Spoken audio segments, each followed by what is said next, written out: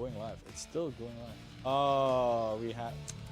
Okay, but we recorded it. It's fine. It's fine. So a lot of this match was not showcased because of the YouTube. I'm blaming YouTube, honestly.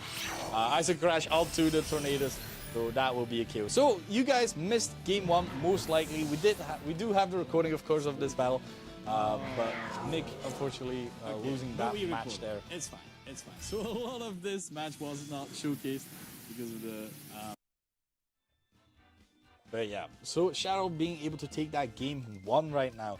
Really that Urshifu being able to threaten left and right. And unfortunately, Nick, his Rillaboom, his real good answer, of course, against this Urshifu, being KO'd by the U-turn. Critical might have mattered. It does a lot, but it doesn't do half, I feel, if you on most Rillabooms. Because Rillabooms is quite bulky and it is quite strong as well. I'm pretty sure it is able that it can do some damage. The Gologo, of course, if it went for the Terra Dragon, Nick maybe trying to fake out the Terra Dragon, so Urshifu might not have gone for the Mystic Water, but that Chin Power in the back, making sure that even if it does go for a Terra, I just noticed his Arcanine does not have an item. Shadow. Alright. He hasn't used it yet, so... Oh, no, we don't see those. So, unfortunately, there... Okay, we'll have to go to Shadow in a second there. Mention this. Which, it'll be fine. But he's not using it right now, so... As I'm now commentating, I'm not really gonna judge from this side on. But, you should pay attention to your teams there, ladies and gentlemen. Let's take a look and see if maybe Nick has adapted to Shadow his plays right now, making sure that he is able to try and alleviate the damage that this Rillaboom, well, not the Rillaboom, the Urshifu is able to do against him. Because, damn that Alcazar. Support Grandma in the back, new stadium, it's Tornadoes and Rillaboom in front. As Tornadoes and Rillaboom, we have the mirror, ladies and gentlemen. Let's see whose Rillaboom's Aggressive Surge does activate. It is Shadow, his Rillaboom that activates first, meaning it might be faster actually than Nick's Rillaboom. Meaning potential fake out will make sure that the Rillaboom on Shadow's side might be faster here. Of course, Blink Windstorm is a nice option to click for both of these players here right now. Not really minding it. Both players do have the perfect, recently good switch in, being the Golden Go right now as well, of course. We do have the protect from the Tornadoes from Nick his side here right now. Making sure it is able to fake out the other... Oh, U-turn onto Rillaboom. See, not doing over half, so that critical hit definitely did matter there. So let's see as well. Power coming out right now, meaning all the defenses are dropped as well. Chin Power tracking both of these Pokemon as well, so Nick not really being in the best of positions. Fake Tornadoes with the protect was nice to have, but now you have to decide what to do here.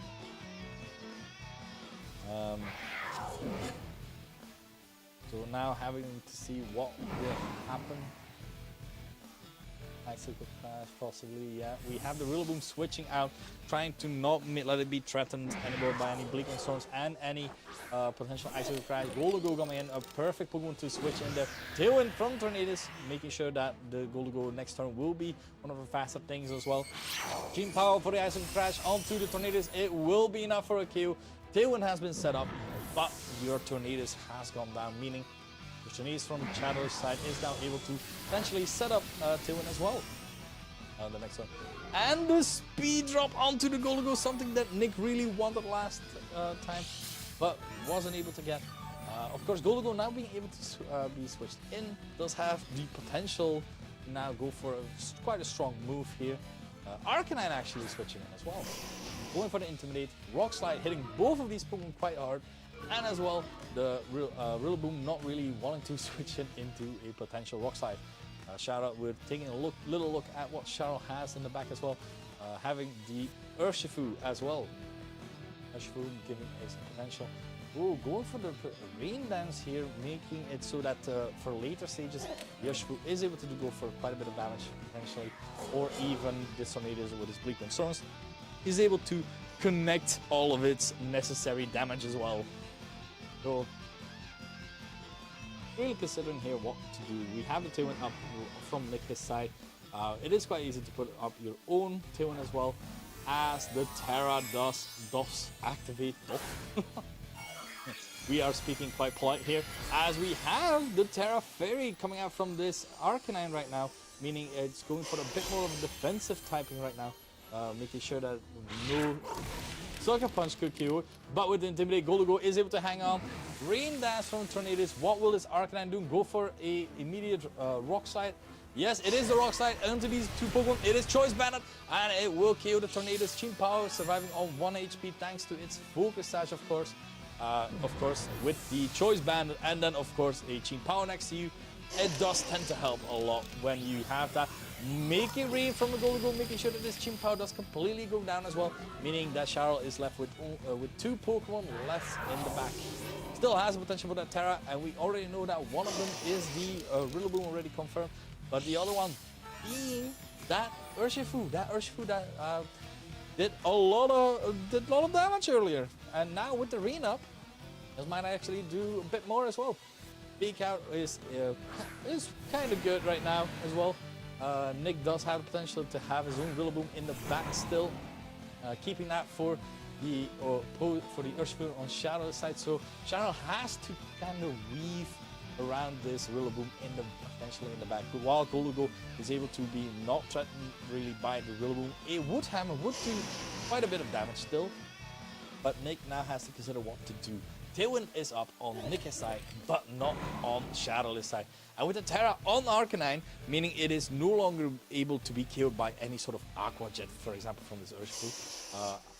But the Fake Out plus Surging Strikes will definitely hurt quite a bit onto this Arcanine. Seems to be quite good as well, the half. And now this Rillaboom has to decide what to do. You maybe potentially not even figuring out.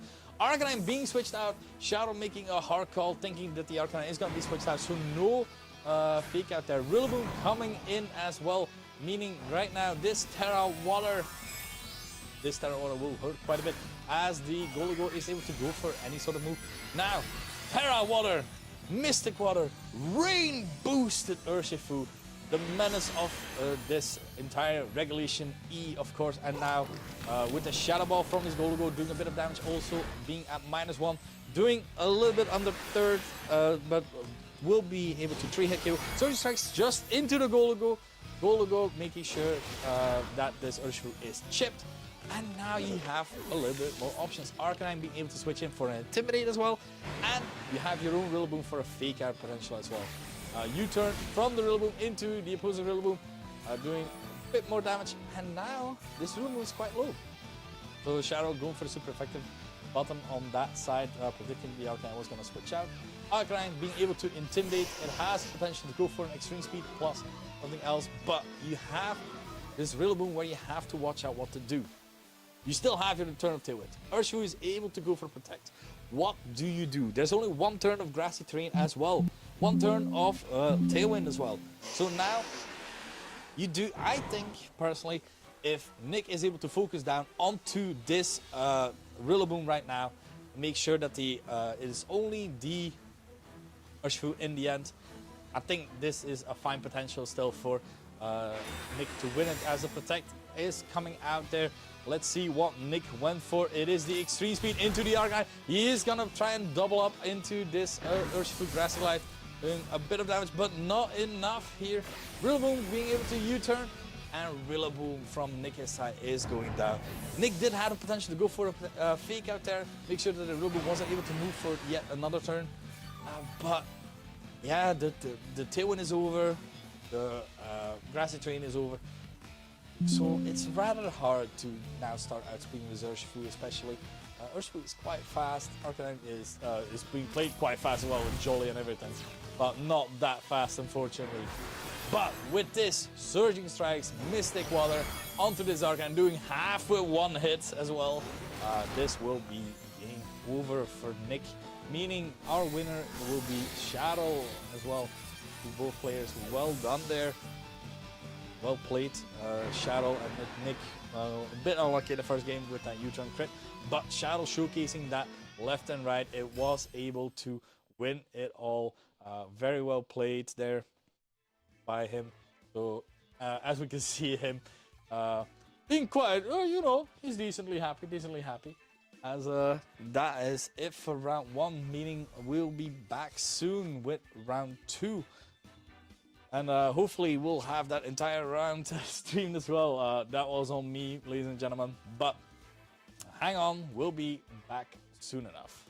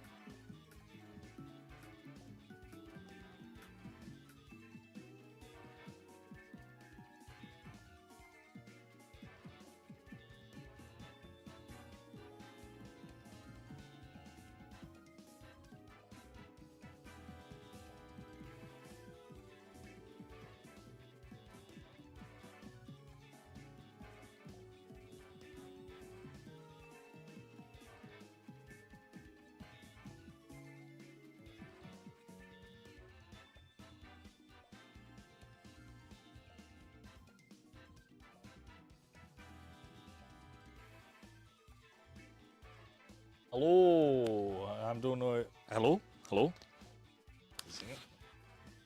Am I on? Test. Yeah, I am. Okay. Sorry about that, ladies and gentlemen. Okay, we have a new match. We have Thomas Baku versus Akram Hamdi. Two players, actually quite seasoned as well. Thomas, a proud Belgian player as well. On the other side, we have Akram, a Dutch player as well. Both players are 0-1. So looking very much forward to this match as well. In a second, we will be... I just noticed that Thomas, instead of marking master, he put down another option. You have juniors, seniors, and for masters, but he put ancestor as well. he's our ancestor. But right now we have Akram on screen with a Clefairy, King Gambit, Iron Bundle, Iron Hands, Rillaboom, Ogerpon. So working a lot around those Pokemon with those big setup moves with Ogerpon and King Gambit. Clefairy being able to redirect, Iron Bundle being able to provide support, Iron Hands with Fake Out of course, and Rillaboom with Fake Out. Very nice. And on the other hand we have Thomas Baku, which has a bit more of a slower team with Hail Dondozo, which does help him quite a bit with the setup for the Dondozo, because if you put up the Aurora Veil as well, making so that Dondozo never dies. And then you have Glimora as well, of course, with the Mortal Spin and the Toxic Debris, making sure that even with more chip damage, these players will not really be able to hold on that long.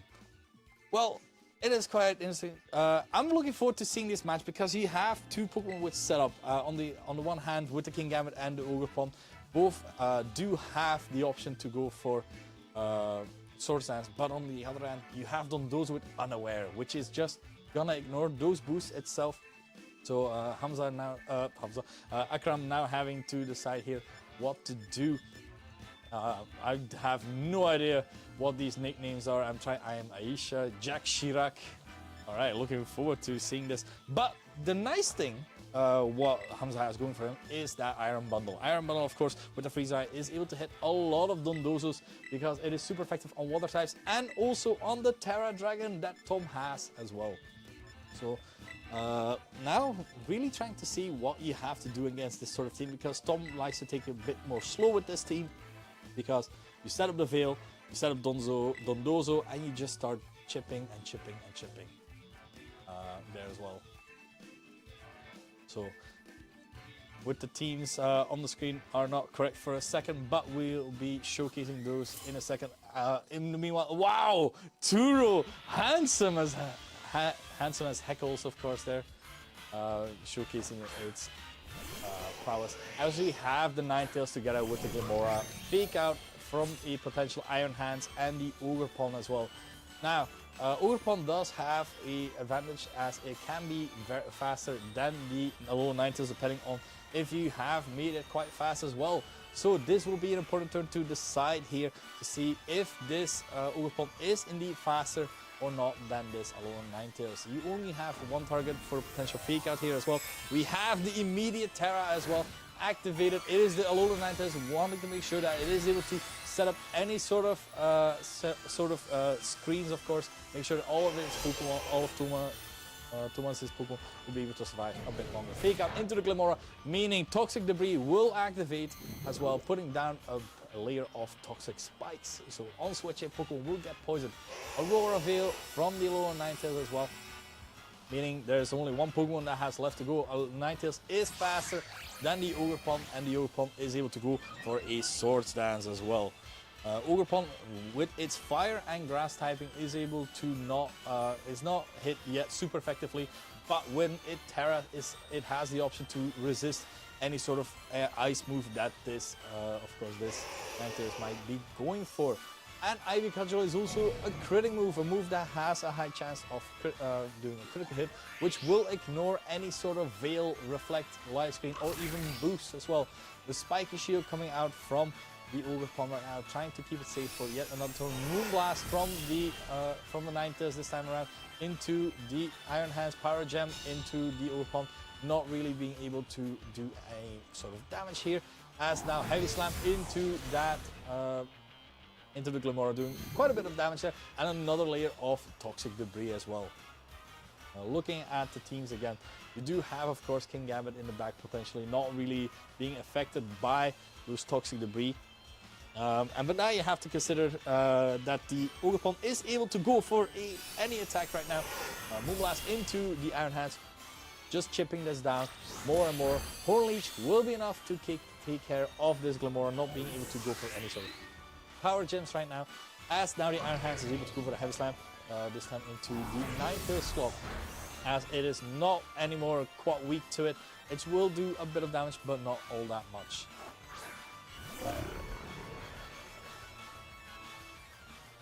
Now, of course, Lady Dozo has come in. Lady Dozo has come in as well, now being able to threaten really anything with a potential switch out to the Tatsugiri as well, giving it a +4, well, a Omni boost at +2 and everything. So now really having to consider what to do. It is the immediate switch out. Of course, Akram does have the nice fake out options here as well to help with any sort of potential. Making sure that this Dondozo doesn't move all that much behind that veil. You have fake out on Iron Hands, fake out with the Rillaboom also. Well, and of course, Dondozo isn't able to Terra anymore either. So we have all the boosts from Lady Dozo and Lord Giri. Spiky Shield from the Ogerpon now as well. Making sure that it stays safe for another turn, as the Dondozo is just able to go for an Earthquake, which will do decent enough damage to both of these Pokemon as well.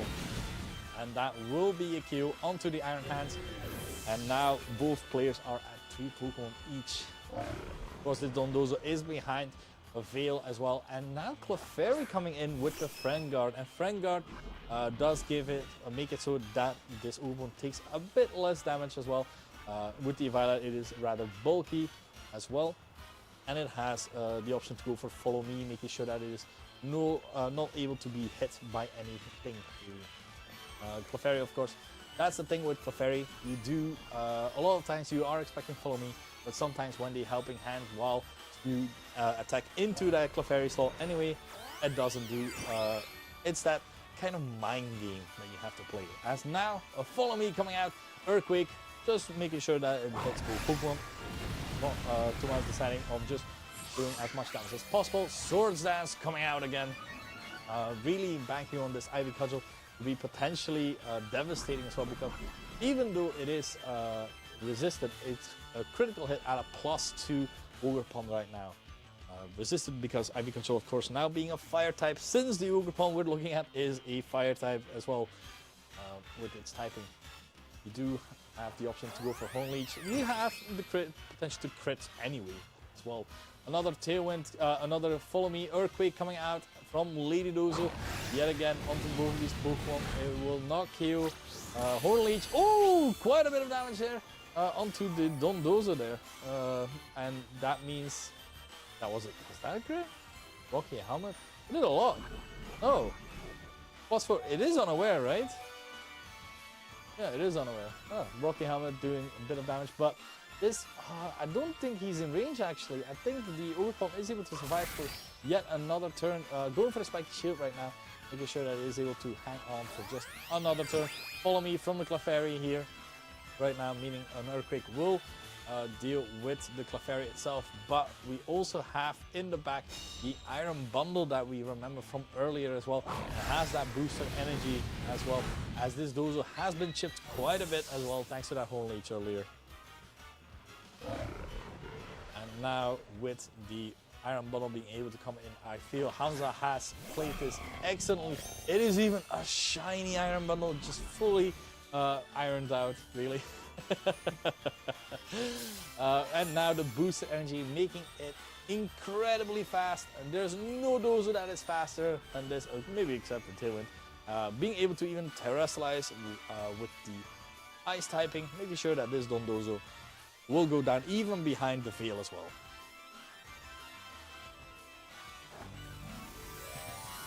And now we do have the Terra activation from Akram. It is going to be the it is the Iron Bundle, of course, with that ice typing. It is boosting all of its ice boosts now ×2. It will be a very strong Freeze Ride coming out here. Freeze Ride into this Dondozo. Let's see how much this does behind. the screens and everything. It is not a KO. Dondozo still hanging on, going for an Earthquake right now. Tatsugiri, of course, avoiding it itself, but it will bring down the Ogre Pond right now, doing quite a bit of damage to the Iron Bottle, and the Iron Bottle is now the only Pokemon onto the field, and it is poisoned as well. Aurora Veil wore off at the exact right time, and now Thomas just has to play a bit of a slower game because, of course, you still have the Ninetales, and Ninetales is able, isn't hit that hard by any sort of Freeze Dries or Hydro Pump. It is able to survive that, but there is still 3 Pokemon that Thomas has, because next to this Dondozo, you have the Ninetales, but inside of this Dondozo, you can see the hidden treasure of the deep. It is, of course, Tatsugiri, which is able to control this, and seemingly, if the Freezer was able to kill this Dondozo, this would have been a win for Akram, but the Dozo was incredibly strong from Thomas's side, clearly, as we have seen. So, what can Akram do to adapt here? Because you do have the Toxic Layer Spikes, which are annoying to deal with. Your King Gamut, when you set up, you don't really do anything. Your Opon did quite a bit, actually, there. If you're able to deny any sort of, what's the word? If you're able to deny the Auroraville, that could help a bit. Actually, Akram did have the option to just go for a Protect one turn, making sure that the Freezeye was able to KO there, because it did a lot, but Akram put a lot of faith into his Iron Bottle, as did Tom as well, seeing it was his last turn that the Dondozo still had to Auroraville. So I think Akram saw the error in his ways, and honestly, a similar game plan isn't wrong, because it can definitely work. Akram just needs to be sure to protect one turn for the Iron Bottle, certainly when there's an Aura Veil on the field.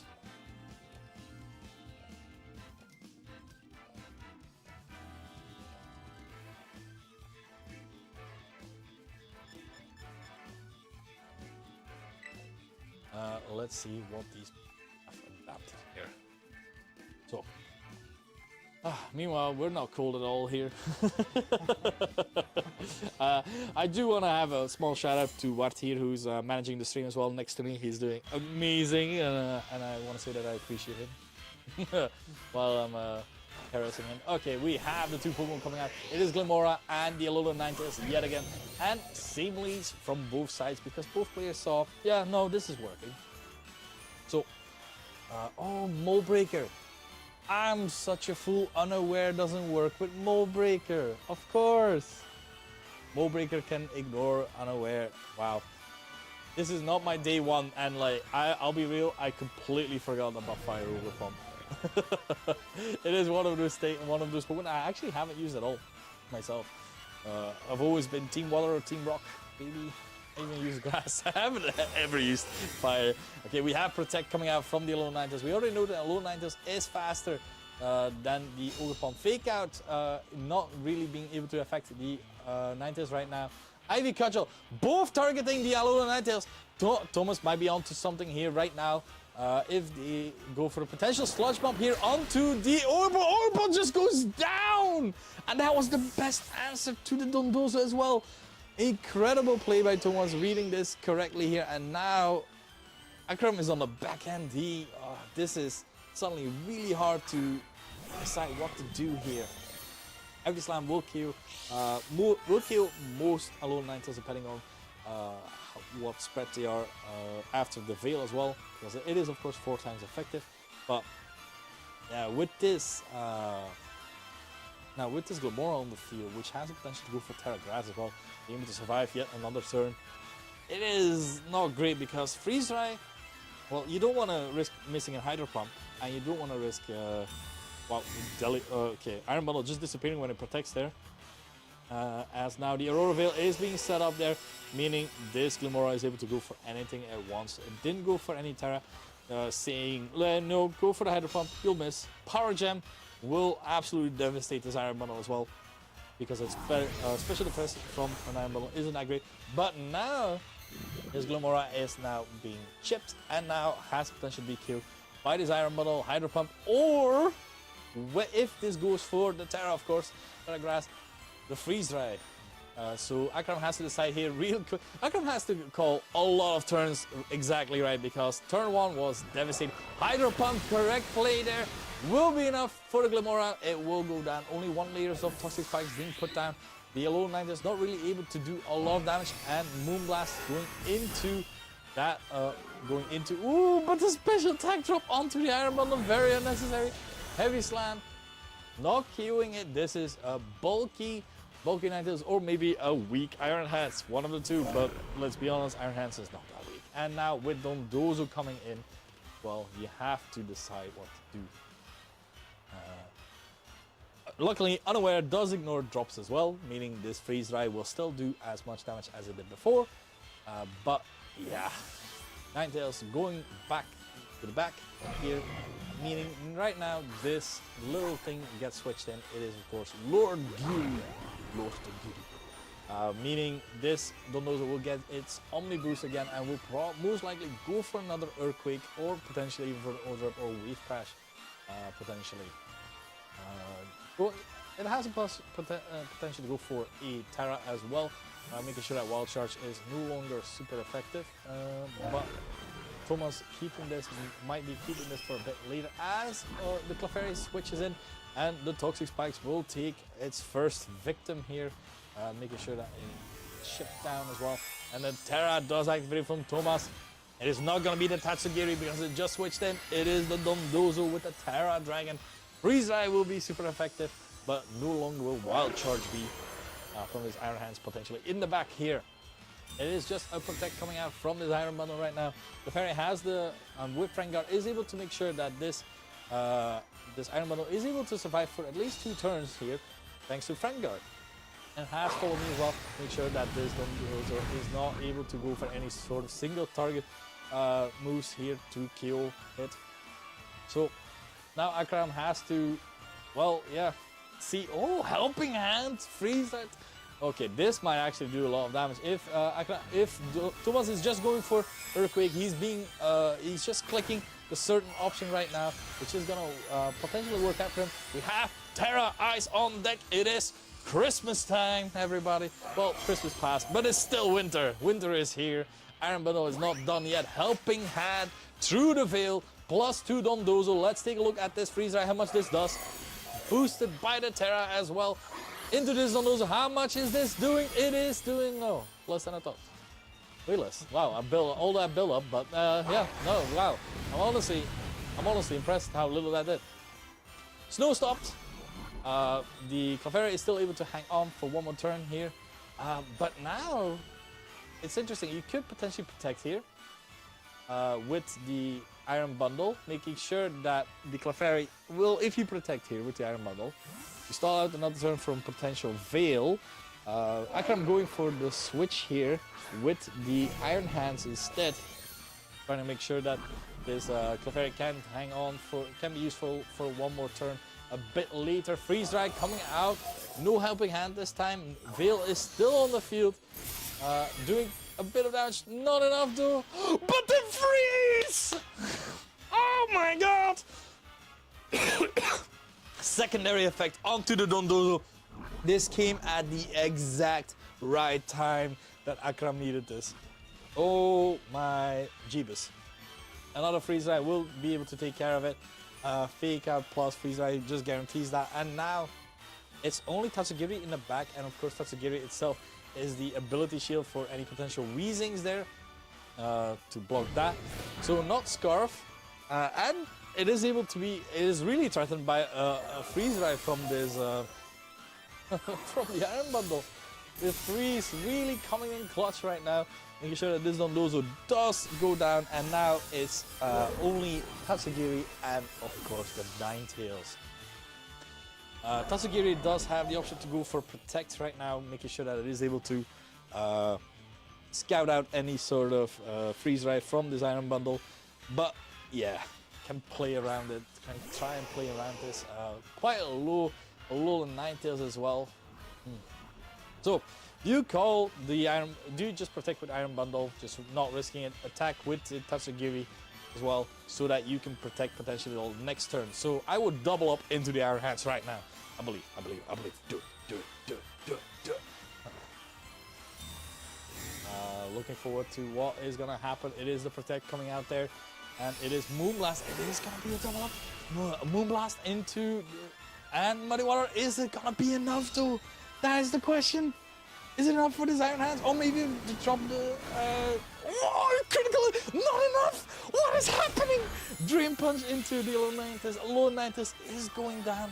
Iron Hands is still hanging on there. Poison damage will rack up, but it is solely that Tatsugiri with the Iron Bundle, and this Iron Bundle will definitely kill this Tatsugiri with a Freeze Ray here.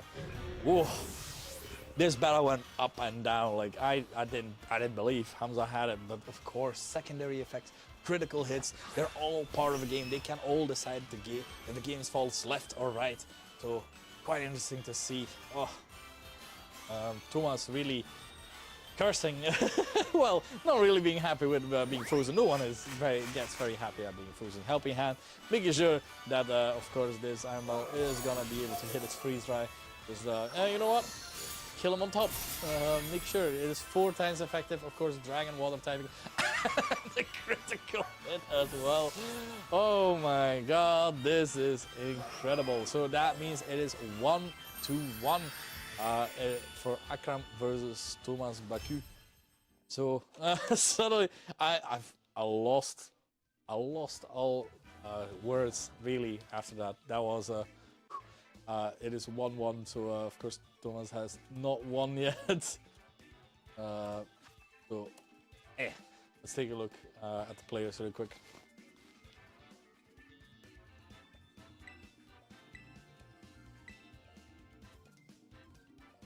Okay, as we can see, we have the players ready to storm the castle. Really. Oh, I forgot to have Clefairy Sprite. Oh, that's why. I love the egg. The egg is a good solution. It's a good egg. That's good. I'm actually a fan of that. That's really good. Yeah.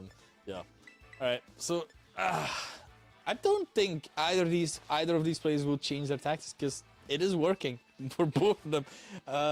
Like Thomas. The Sludge Bomb immediate kill onto the Ogre Pond was amazing, and now Akram needs to be really careful with what decision he's gonna make, of course, turn 1, because yeah, or you risk the Aurora Veil to be set up, or well, you can fake out a Horn Leech into the, of course, into the Glamora itself, but that means double Mortal Spin, and well, that means double Toxic Debris as well, so both players really thinking about this, because it is the important one, of course. It is second round. You want to win as much rounds as you can. Of course, that is the goal of every event. But being put in this kind of situation is tough, easily to save, because having to decide what to do. Both players seem to have decided here. Let's take a look at what they have brought. Akram versus Tomback. I love that picture of Professor Turo. Handsome man, just handsome. All right, we have the same leads from game 1s and 2. Meaning, will Akram adapt? Will Thomas adapt? What will be adapted here? Ball Breaker. So, are you just gonna make the same play? I mean, game 2, the play was amazing. If the Dondozo wasn't frozen, Thomas would have won. So it's an awkward situation, to say the least. So, but I do feel that Glamora is able to, with the Sludge Bomb, is in a rather fine position. Attack from Alolantis. Thomas opting to go for the same play again. No, just going for the double Protect this time around, trying to play it safe as possible. Fake out coming out, but Akram read this. Akram knew. He has made it so that this Ogre Pond will be Sword Dance. And now, because it's +2, it threatens quite a bit. It is slower still than both of these Pokemon, of course. No, it's slower than the Alolantis. So Alolantis is still able to put up a potential Aurora Veil. But now Akron has to kind of decide what to do here. You're being put in a position where you don't want to get sludge bombed, of course. Aurora Veil plus because you would Horn Leech, of course, and it won't be able to KO this Glamora, as this Glamora is a rock poison type. It will be neutral, and Glamora has some decent enough stats, actually. Say. It is also Focus Sash, so that would help as well. Spiky Shield coming out. This means that Aurora Veil will be set up right now, and this Glamora potentially going for the Sludge Bomb onto the Ogre Pond here. Sludge Bomb actually into the Iron Hands, well read by Thomas, and immediate poison as well. No need for Toxic Debris, as you can poison it yourself. Heavy Slam doing half, and now with a Horn Leech you are able to threaten this Glamora as well. The potential to go for the Spiky Shield as well is still there. Of course, there's a lot of options all the time, you know, but a move we haven't seen used yet from this Ninetales instead of Moonblast is actually Blizzard, and Blizzard also has a chance to freeze, which I feel a freeze for a freeze. That's all fair. It's all fair in these games. But yeah, with the snow up, that means that Blizzard is 100% accurate and will hit both opponents as well, as the Iron Hands is getting slowly chipped down more and more, putting it in range for an Earthquake for this Dondozo or even any other moves. And then of course chipping this Ogre Pond as much as possible is also quite important here, as you want this Ogre Pond to not be here, as the Spiky Shield from the Glamora coming out here, making sure that it is able to survive for yet another turn. Moonblast from the Ninetales into the Iron Hands here, doing quite a bit of damage. Horn Leech into the Spiky Shield, meaning it will damage itself. And now only this Iron Hands will be able to go for a potential move. It will most likely go for a Heavy Slam into this little Ninetales. Will it be enough this time? It is still not enough, as this is a very bulky Ninetales as well. Poison will not kill just yet, but now, yeah, just go for Blizzard. Blizzard with Ninetales seems pretty free, in my opinion, in my humble opinion. As Spiky Shield yet again coming out, trying to go for the double here. Blizzard coming out, yes, this is chip damage. And with the will kill, of course, the Iron Hands there as well. A good Horn Leech coming out, and that will be enough for Glamora. I'm really bad with names. I'm tired. Toxic Debris will be put down yet again. And there goes the Glamora. Now you do have, of course, the threat itself. It is the Iron Bundle. We've seen it freeze before, we've seen it crit before. And this Dondozo does not want to tire right now for it. Because, of course, Freeze Dry will stay super effective. The positive point though, Toxic Debris now onto this Iron Bundle, meaning this Iron Bundle is poisoned. A double up from both these Pokemon. Not the greatest for Dondozo, of course. Going for the Icy Wind here, making sure that this Dondozo moves a bit slower, and then also slower than this Ogre Pond, meaning this Ogre Pond is able to bring out a strong Horn Leech out onto this Dondozo. I think you still Terra your Dondozo, even though you are getting still hit by what's the word? Still getting hit by the Freeze Eye, of course. You are resisting the Ogre Pond with both its stats, which can be quite important. Asugiri hopping into Dondozo's mouth. We do have the Ninetales now in the back, only at 10% here. Every stat will boost. Lord Giri helping his lady. That is the way it should be. The Omni boost, and now we see the Terra activated from the side from Akram as well. It will be that Iron Bundle, it will be that Terra Ice. Let's see what the option is that they went for. We already know, as Icy Wind and Horn Leech will do devastating damage, as Thomas has read this correctly by going for its own Terra, making sure that he is able to go for a potential other move. Actually, Icy Wind plus Spiky Shield is actually rather free. Maybe Spiky Shield, no, Spiky Shield. As we do have the Icy Wind onto, it misses Tatsugiri, of course, as it will hit the Dondozo super effectively for a bit of damage there. no protect actually. So this Dondozo can do a bit of damage. Swords Dance coming out. What will Dondozo do in this situation? Right now, it is going for the order up. So Terra Dragon order up. It is stab. It is a +2, but it won't be enough in snow because, of course, the Iron Bundle did get a +2 as well. Well, did get a defense boost thanks to the snow. Poison will make sure that this takes a bit more damage. But now, Freeze Ray plus Horn Leech will definitely be enough for this Dondozo. So, Thomas not going, just going for the offensive strat right now. Freeze Ray doing quite a bit, and now this Horn Leech is at +4. It is Ivy Control going for the super effective. It is a critical hit. He got it. That's absolutely mental. It is a heightened critical hit chance, of course. That is mega unfortunate though. Wow, I have no words. That's getting crit like that, of course, with your Dondozo is never fun, but like it is a move that is meant to crit. So yeah, low Ninetales with the snow warning, back up, meaning the defense boost again. But now, yeah, Freeze Ray into.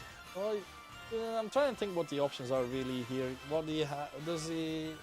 He still has Clefairy in the back. Akram going for the protect here with the low Ninetales, just trying to make sure that that stays safe at least. Trying to maybe make a final play here.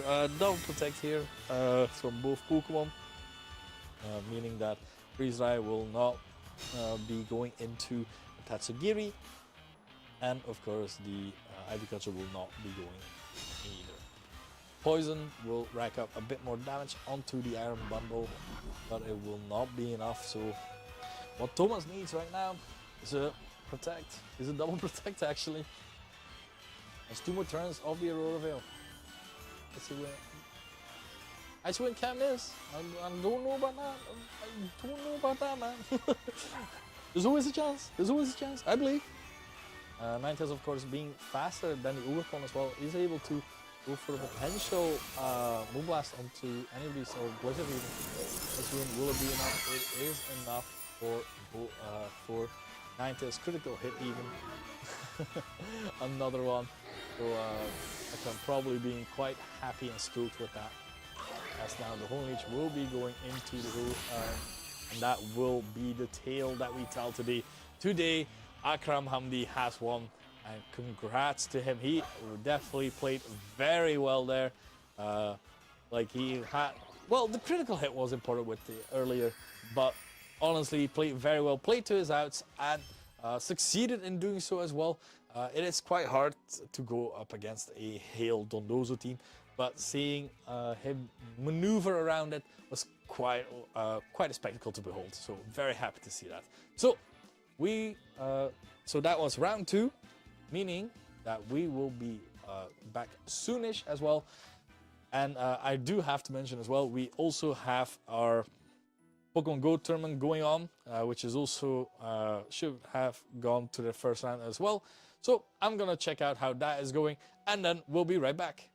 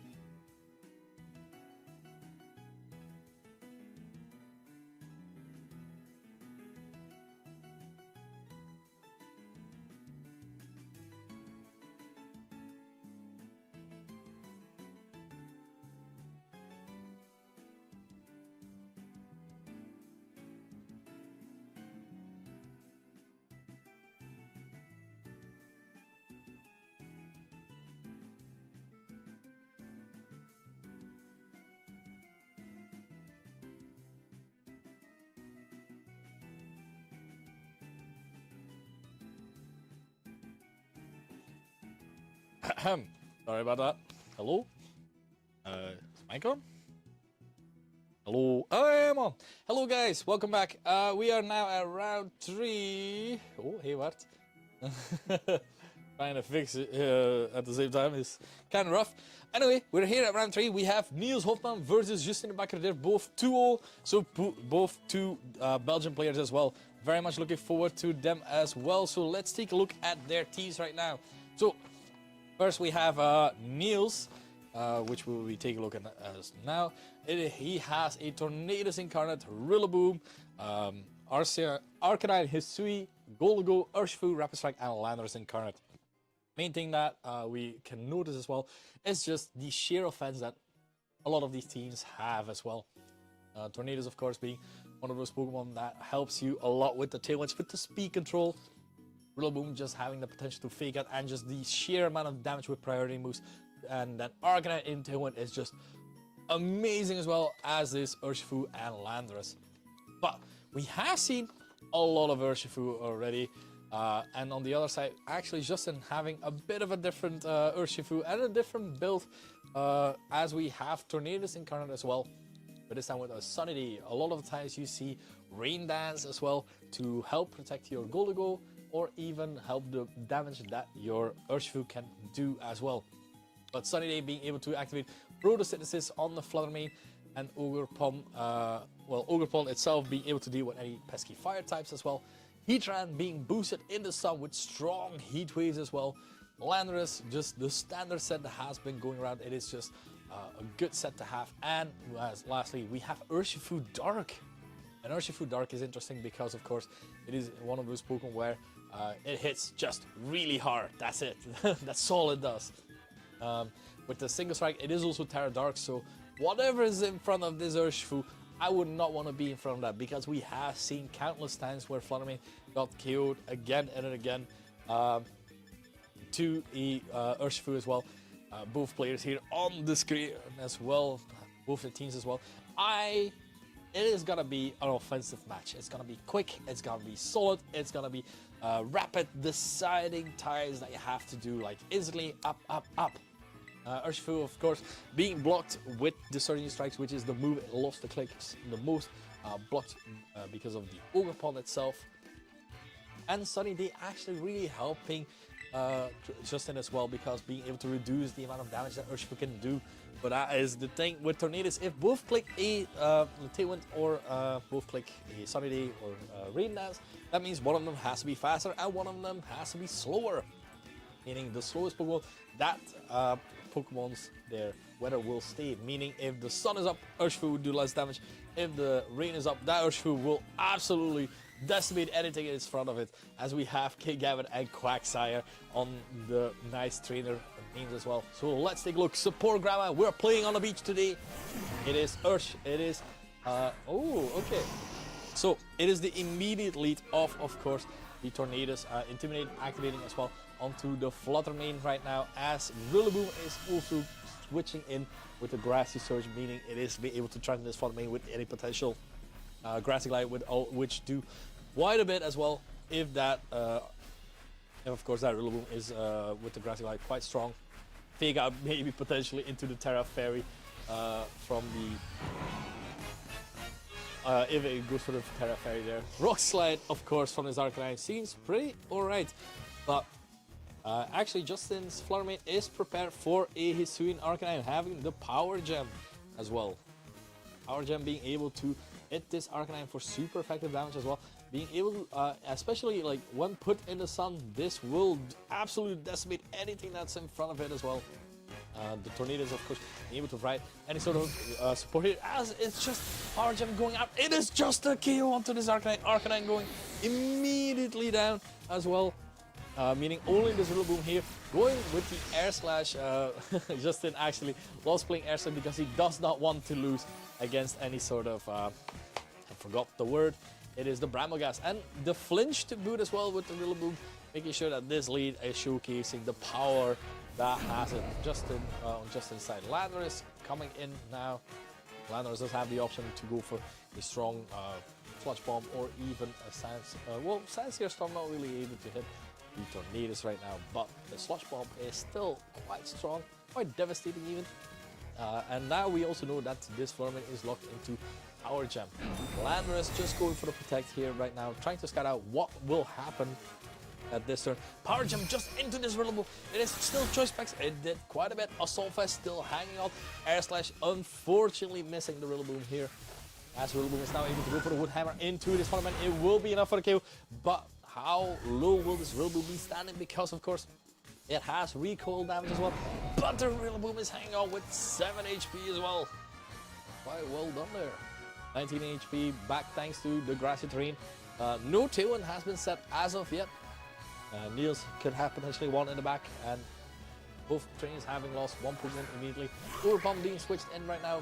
It is of course the Water Overpump being a bit more threatened by Rillaboom on its own, but you do have the Tailwind where you are able to just make sure that you are able to outspeed and hit this Landorus for potential super effective damage. Of course, both players still have that Terra option, which can instantly switch up the game how it will be decided as well. As Air Slash will kill the Rillaboom from this range, as you can just potentially protect the Ogre Pumps. Just see what this Landorus is planning to do, because if the Landorus is going for that Terra, it will be these double switch here, going to Heatran, trying to bait out a potential Grass Move and Sludge Bomb here as well. Rillaboom, Niels just decided to keep the Rillaboom for later here, as it is switching out into the Urshifu. Hopefully no Air Slash will be coming out into this Urshifu right now, because this will be devastating damage. Terra activated as well. On Niels' side, it will be that Landorus. Landorus going for that Terra Poison, going for all the damage, having the nice purple pirate look right now with the skull on top. I actually love how this hand looks on it. Tailwind actually from the Tornadoes right now, making sure it is able to set that up. And now Sludge Bomb actually going into the Tornadoes do quite a bit of damage, but it is hanging on, and no poison because of course Sheer Force removes secondary effects, but it gives it just that little bit more of a boost in damage itself. So now Heatran is onto the field, but also Urshifu, and well, Urshifu is quite a scary Pokemon to go up against. Tailwind is up, so you are able to threaten with a potential Air Slash at least, doing quite a bit of damage there. But Urshifu does have the access to priority moves, like for example Aqua Jet. As the switch out is coming right now with the Tornadoes going into the Overpump yet again. We already seen that Sludge Bomb will do devastating damage, but the Terra this time around from just inside. Go for that Terra on its Heatran, making sure that it is not going to get killed by any ground type move. As now it will have to deal with possibly a double up from this Landorus and this Urshifu as well. Aqua Jet coming out into that Ogre Palm, well read there by Justin, making sure that the Ogre Palm is able to heal that. Earth Power into the Landorus is not enough. It is hanging on by 2 HP. Live Orb Heatran not able to take a kill. Earth Power from the Heatran doing quite a bit of devastating damage, of course. Here, the Grass Trade able to heal the Heatran just a bit, and the Landorus as well. Tailwind is still up, so the Ogre Palm is able to threaten this Urshifu with a potential Horn Leech as well. But the Landorus is then yet again able to threaten this Overpump and his Heatran on that side. So Justin has to decide what will happen here, as he will be making the first move here. Certainly as Aqua Jet, I don't know if Aqua Jet would kill Heatran from this range, because Heatran is quite a defensive Pokemon actually. So considering all the options that can happen here, the Rillaboom being this low as well, you want to keep the Rillaboom, I feel. For the Overpump, what did they have in the back? It is Tornadoes. Rillaboom actually could put in potentially a lot of work. Rillaboom switching in right now. Maybe going for that. For that fake out. Landorus going for the protect here. Right now making sure that it is not able to be touched right now. Follow me from the Overpump actually. I mean, this Heatran is the only thing gonna be able to move right now. It's going for the Heat Wave. It will go into protect from the Heatran, from the Landorus, but will it be able to hit? It avoided! It avoided, meaning now there's a fake out option as well. And the Grassy Glide as well. As Grassy Drain ends the next turn. No, it is this turn. I love it when the game tries to correct me immediately. But yeah, we do have fake out. to at least threaten something. But the issue being at hand is I think Niels wanted this Rillaboom to be killed. Because now there's still one more turn of Tailwind on Justin's side. And the Ogre Bomb is the fastest thing on the field. You're able to switch out. Yeah, this is true. You're able to switch out. But, yeah, not that many options right now. Also, for the people watching, if you are watching, please leave a like. It helps me motivate me to have better streams every time. Ivy Cudgel going into this Landorus will be able to kill it, even the critical hit on top as well. Now he tried the only Pokemon onto the field to still be able to attack right now. Has the potential to go for any sort of move.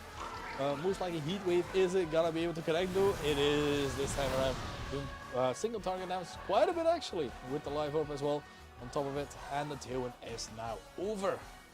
Rillaboom is now the next Pokemon to be switched in. Rillaboom does have Fake Out. It does have the option to threaten really anything here.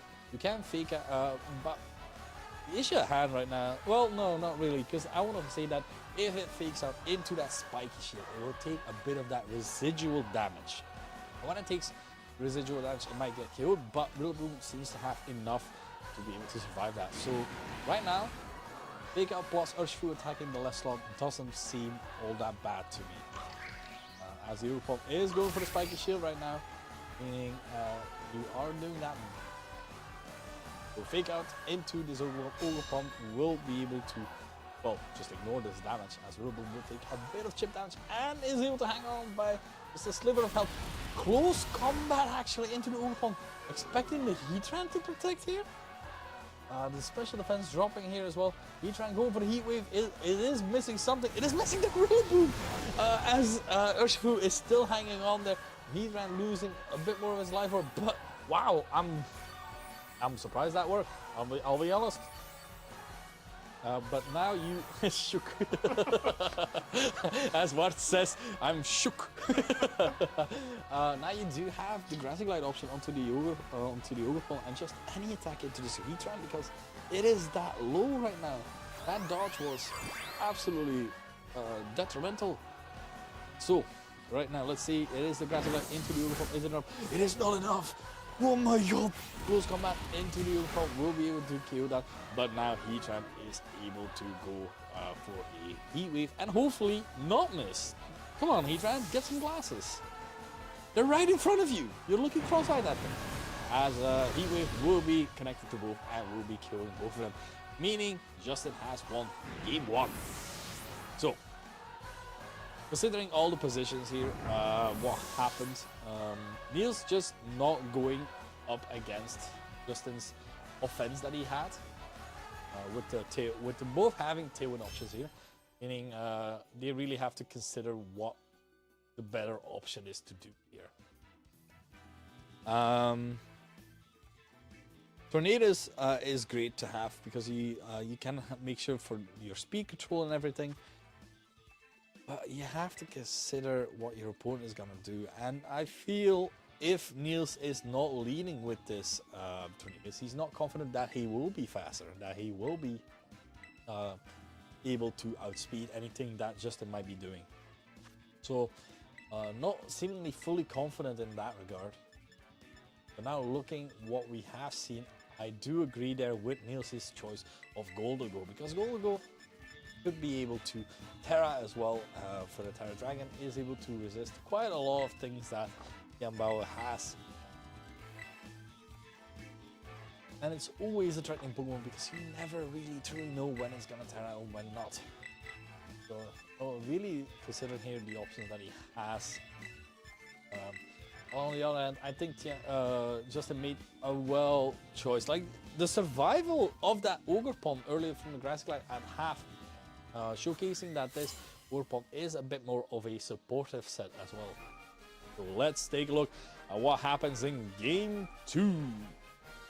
Game 2 of Round 3.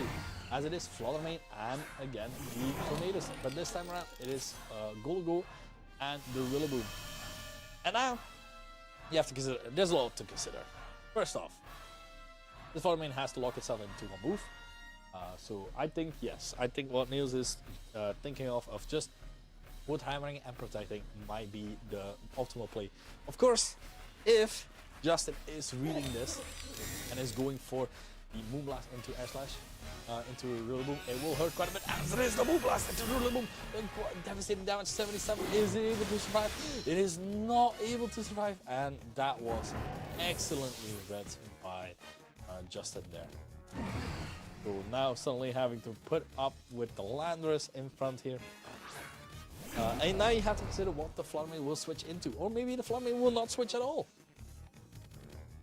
Because we already know that Earth Power will not do that much damage to, for example, Ogerpon.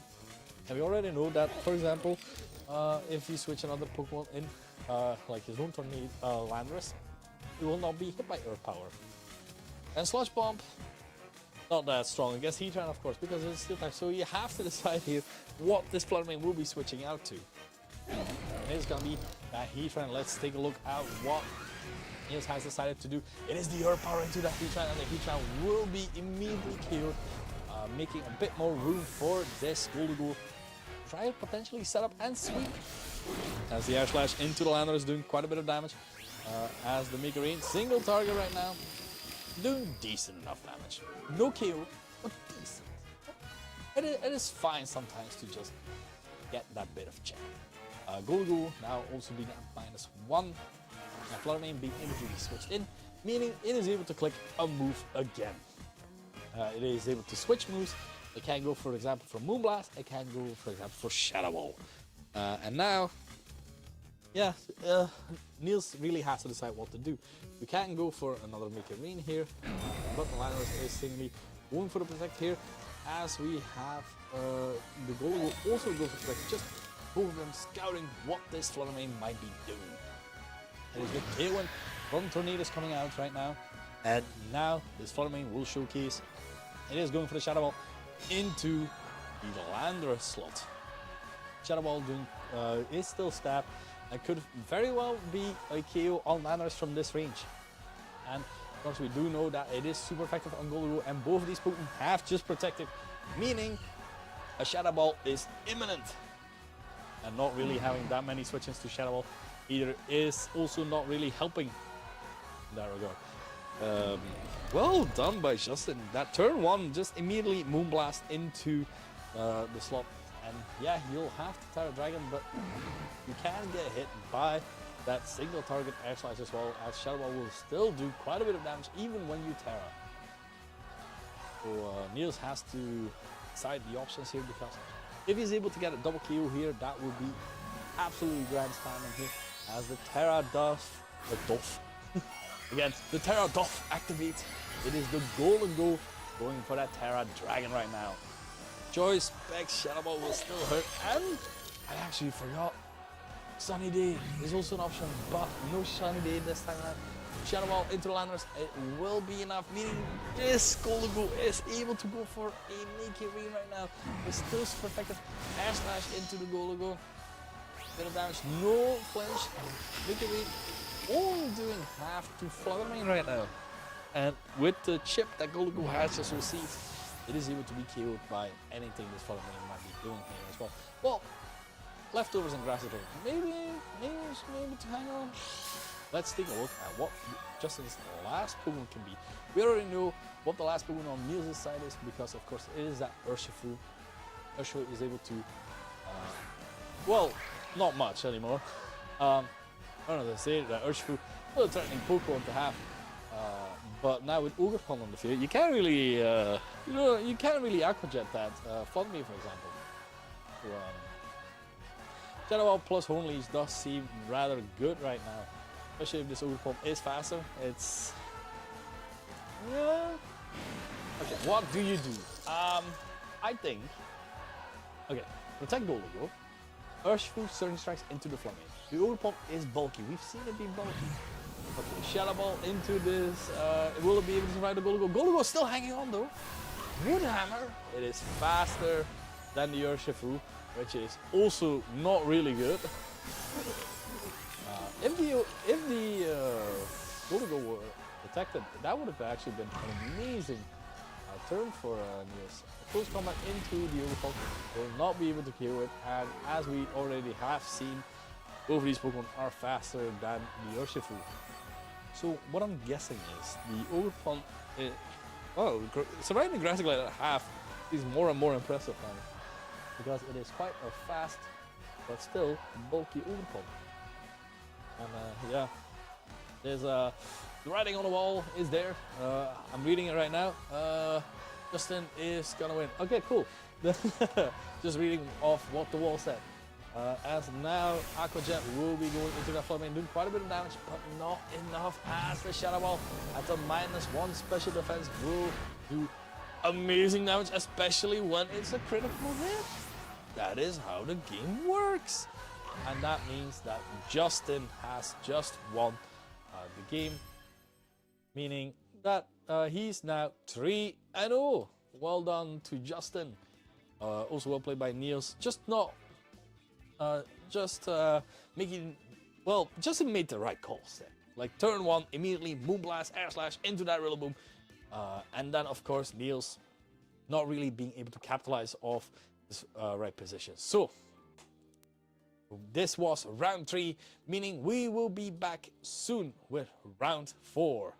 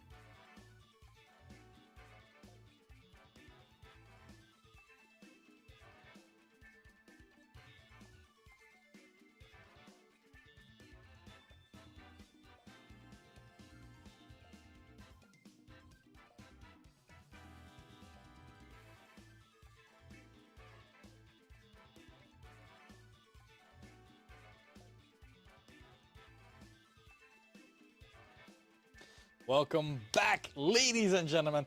I'm your caster of the day. My name is Simon, also known as Schmont. I'm wearing a fun hat that I got for Christmas. Wait, I'm trying to show my Pikachu. There we go. Fun Pikachu. But we are now in round 4, meaning we will have our next match. And it is one of Belgium's finest versus August as well, which is probably also a finest. Let's be honest, they're both 2-1 right now, with quite a stacked roster of people, really. So let's take a look at the players themselves. We first have Elias Truijens. Elias is playing a team that the Belgians quite know as the Wu Champion team. As Wu Chen is one of the Pokemon that has been used a lot on his team, and it has been showcasing a lot of effort. It's been working quite well. He's got quite a bit of CP with it. Okidoki working quite nice with it as well. Okidoki just being one of those niche picks with Guard Dog. If you should intimidate or drop, if you should intimidate Okidoki, Okidoki then starts going rampant with absolute powerful attacks as well. Tornadoes with Bleak Wind Storm, providing the support for any slower Pokemon like Heatran and Flutter, well, slower Pokemon that like it. Like, for example, Heatran with the leftovers, quite bulky as well. Next to Wu-Chen, showcases a good core.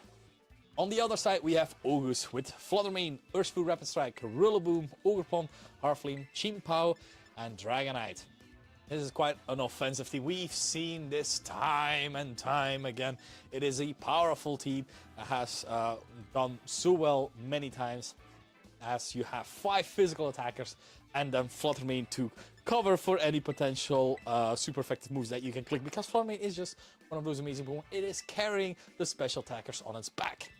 Chien-Pao Dragonite being, of course, one of the strongest things, and then Rillaboom working quite nicely together with Ogerpon as well. With the Grassy Glide that Ogerpon is having as well, giving itself another priority move, as this team is filled with priority move users, and then Flutter Mane with its amazing speed. So let's get right into it. Let's see what these players have brought to this game 1. It is August versus Elias Truijens, Belgium versus the Netherlands, I believe. Actually, not quite sure. I should try and remember people, honestly. As we have the new DLC layout as well. We have Ogerpon and Chien-Pao on one end, while on the other we have Flutter Mane and the Tornadoes as well. The Mold Breaker activating, and Chien-Pao making sure that all the defense of all the Pokemon are lowered as well. Right now you have quite a scary option here, because Ogerpon is able to go for a Terra. You can switch out Chien-Pao for Rillaboom, and then Grassy Glide into that Flutter Mane, making sure that it gets killed. Because when, of course, Ogerpon goes for the Terra, it gets an attack raise as well. And then the Mass Boost as well, and the Grassy Glide, and the Grassy Terrain. So, quite a lot of boost. Excuse me. As now Elias has to kind of decide what to do in regard, because you can also just get Sucker Punch by Chien-Pao, which is Pokemon with its Sash is able to survive for at least one turn. Dazzling coming out, doing tremendous damage on Chien-Pao, of course, but surviving thanks to its Focus Sash. No Sucker Punch from Chien-Pao, meaning possibly a Icicle Crash there. Icicle Crash right into that Tornadoes with, of course, super effective. Will be able to bring it down. And now only Ogerpon onto the field yet to do a move. It is the Ivy Cudgel with the defense drop from the Chien-Pao will make sure that this Flutter Mane goes down as well. Flutter Mane, of course, not having the biggest of defenses, of course. So suddenly Elias at turn 1 losing 2 Pokemon immediately. That is the power of such a team with Chien-Pao, because it is that strong, amazing offense. It is Wu Champion coming out as well with the nickname. All the attacks are now back to normal. So the defense of Chien-Pao is drops everything. But Wu Chen drops all the attacks, meaning it is actually neutralized, as we would say it. Heatran, of course, being quite scared of Sacred Sword and the possibility to go for an Ivy Cudgel from the Ogerpon, because, yeah, Ivy Cudgel with Mold Breaker will still hit this Heatran for at least neutral damage. As Wu Chen also not being in the best of positions either. Chien-Pao is quite low. That's the nice part of it. But, yeah. They'll have to consider quite a few things. Foul play onto the Ogerpon will absolutely do quite a bit of damage. as of course Wu Chen's ability is not affecting itself, meaning its attack stat. If it uses the attack stat of the opponent, meaning it will absolutely decimate anything in front of it. As the Terra Poison right now on to the Wu Chen, making sure that it is able to survive any moves that would be otherwise be super effective as well. Team Power just going for the protect right now, trying to scout out what will happen. As on the other hand, the spiky shield from Europon as well, just trying to bait out any sort of Terra that could happen. As Heatran is going for the Heat Wave, meaning both these Pokemon will stay protected.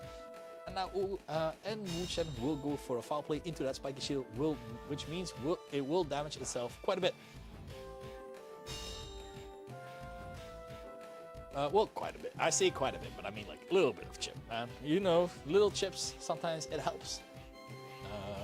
Now, considering the options that you have here, the double up onto the Heatran is very possible because Ogu's already having that explosive start, meaning he wants to maintain that sort of strong lead as well. So Elias trying to make sure that his Heatran, his two Pokemon that are on field, are able to survive anything that will be thrown out. Heatran going for the protect right now, hoping that both these Pokemon will attack into this Heatran right now. Sacred Sword from Team Power, yes sir. Not affecting it right now, and now this Ogerpon will move next. So let's see, it is the Ivy Cudgel, but it is going into that Wu Chen, doing detrimental damage, but putting it in range for a Citrus Berry. So it's time for a little snack as well. And now Wu Chen is able to go for a Snarl, not missing the Team Power this time. So making sure that that at least goes down, and Ogerpon special attack gets dropped, but Ogerpon not really minding that, as now Ogus is able to bring out a new Pokemon, and it is going to be the Urshifu. Urshifu with Surging Strikes, definitely threatening everything on the field. Well, because mainly the Heatran. Let's see that.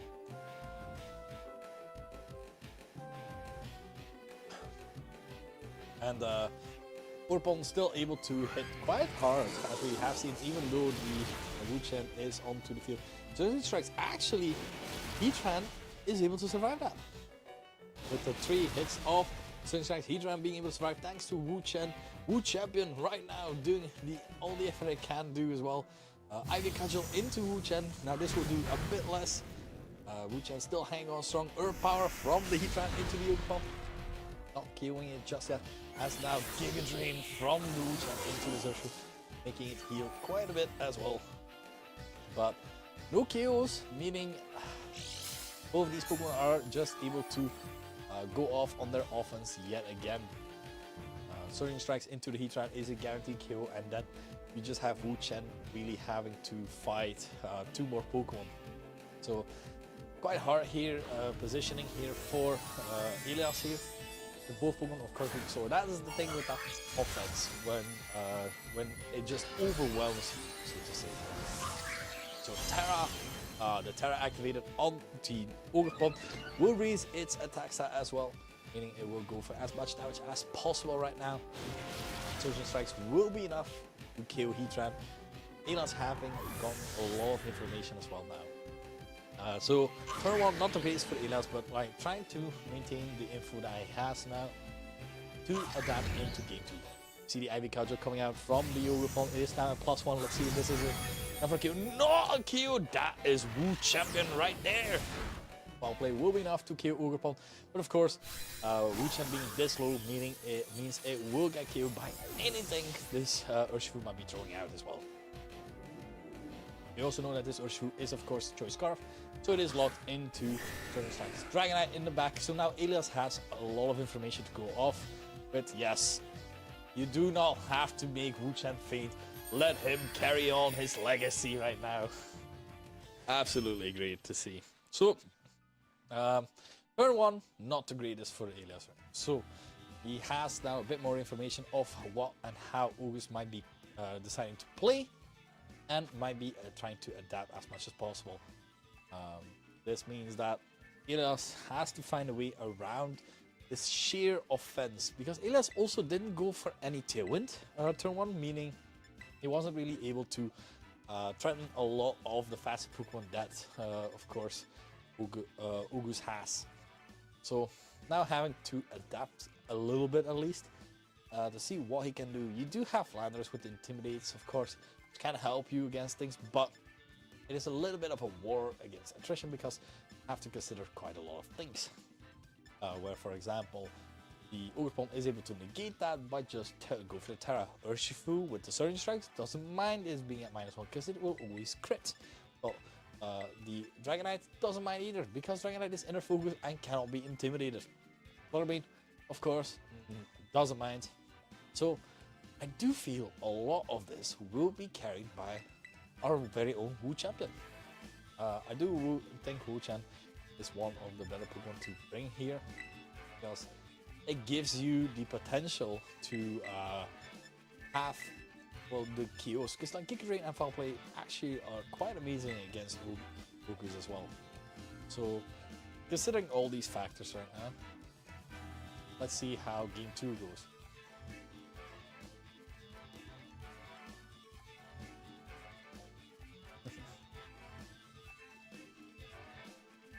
As we have now, yes, the connection is here.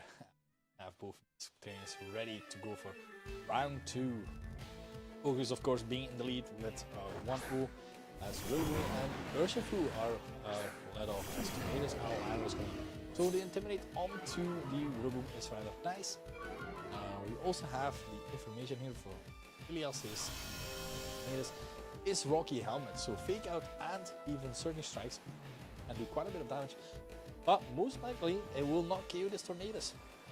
That's why they tend to carry a lot of Rocky Helmet to survive the Surging Strikes and make sure that they are able to hit as hard as possible.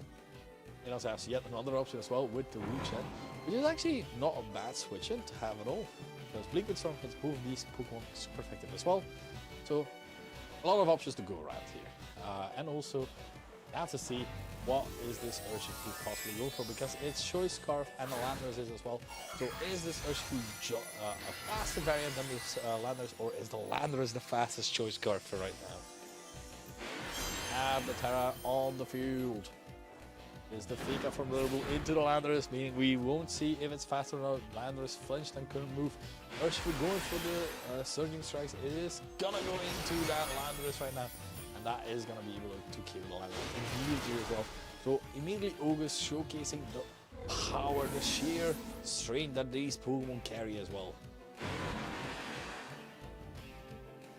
Landers fainting there, and now Tornadus being able to go for Bleeding Storm doing quite a bit of damage there, as we can see. Critical hit on the Rillaboom. And the speed drop onto the Urshifu, meaning its Choice Scarf is now negated. So this might just be a natural fast Urshifu as well. Rillaboom has been intimidated, so a Grassy Glide would not be able to KO it, and the Urshifu is now locked into Surging Strikes. So this seems like a perfect time for Wu-Chan, well, our Wu champion, to enter the field as well. We have seen that Rillaboom does have U-turn, so it can hit the Wu-Chan for super effective damage, as the Urshifu is actually switching out right now to Dragonite. So a potential Foul Play there would have been amazing damage as well. Bleak Storm going in, but Rillaboom unfortunately dodging. Dragonite dodging as well. That is very not good, as U-turn into Wu-Chan will make it so that quadruple effective damage. Still -1 and Wu-Chan ability, of course, Runes of Tablets. This Wu-Chan was able to take that quite well. As Team Power is now able to come in as well. And Team Power does start a bit more right now. Foul Play into this Team Power will do a bit of damage, so breaking that Focus Sash is also really nice to have. As now, Extreme Speed from Wu-Chan, Extreme Speed plus Icy Crash can definitely do a lot of damage to this Wu-Chan. So now, he just has to try and he has all the information on hand. He knows there's Rillaboom, Urshifu, which is Choice Scarf as well, the Chimpao and the Dragonite. So he's protecting both of these Pokemon just to scan out what the options is that they're going for, because of course this Dragonite is Choice Band, meaning it is locked into move. It's not Extreme Speed that it's locking itself into. Accident Crash coming out, meaning this might be an Outrage, and Outrage quite strong. Is it strong enough to defeat Wu Champion? As Wu Champion is able to heal a bit more thanks to its thanks to the grassy terrain there as well. Honestly, yeah, you have to take it to potentially pose a threat for later Pokemon. You can actually switch to your Floodmane. Oh, just because Floodmane does negate any sort of outrage coming out.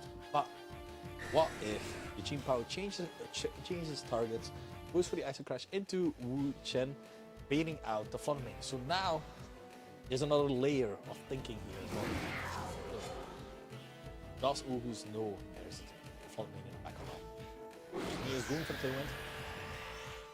It is moving first, meaning Wu Chen is no, it is first Gene Power, go for the Ice Crash. Meaning there will be an outrage from this Dragonite onto this Wu Chen, and Foul Play will do quite a bit of damage.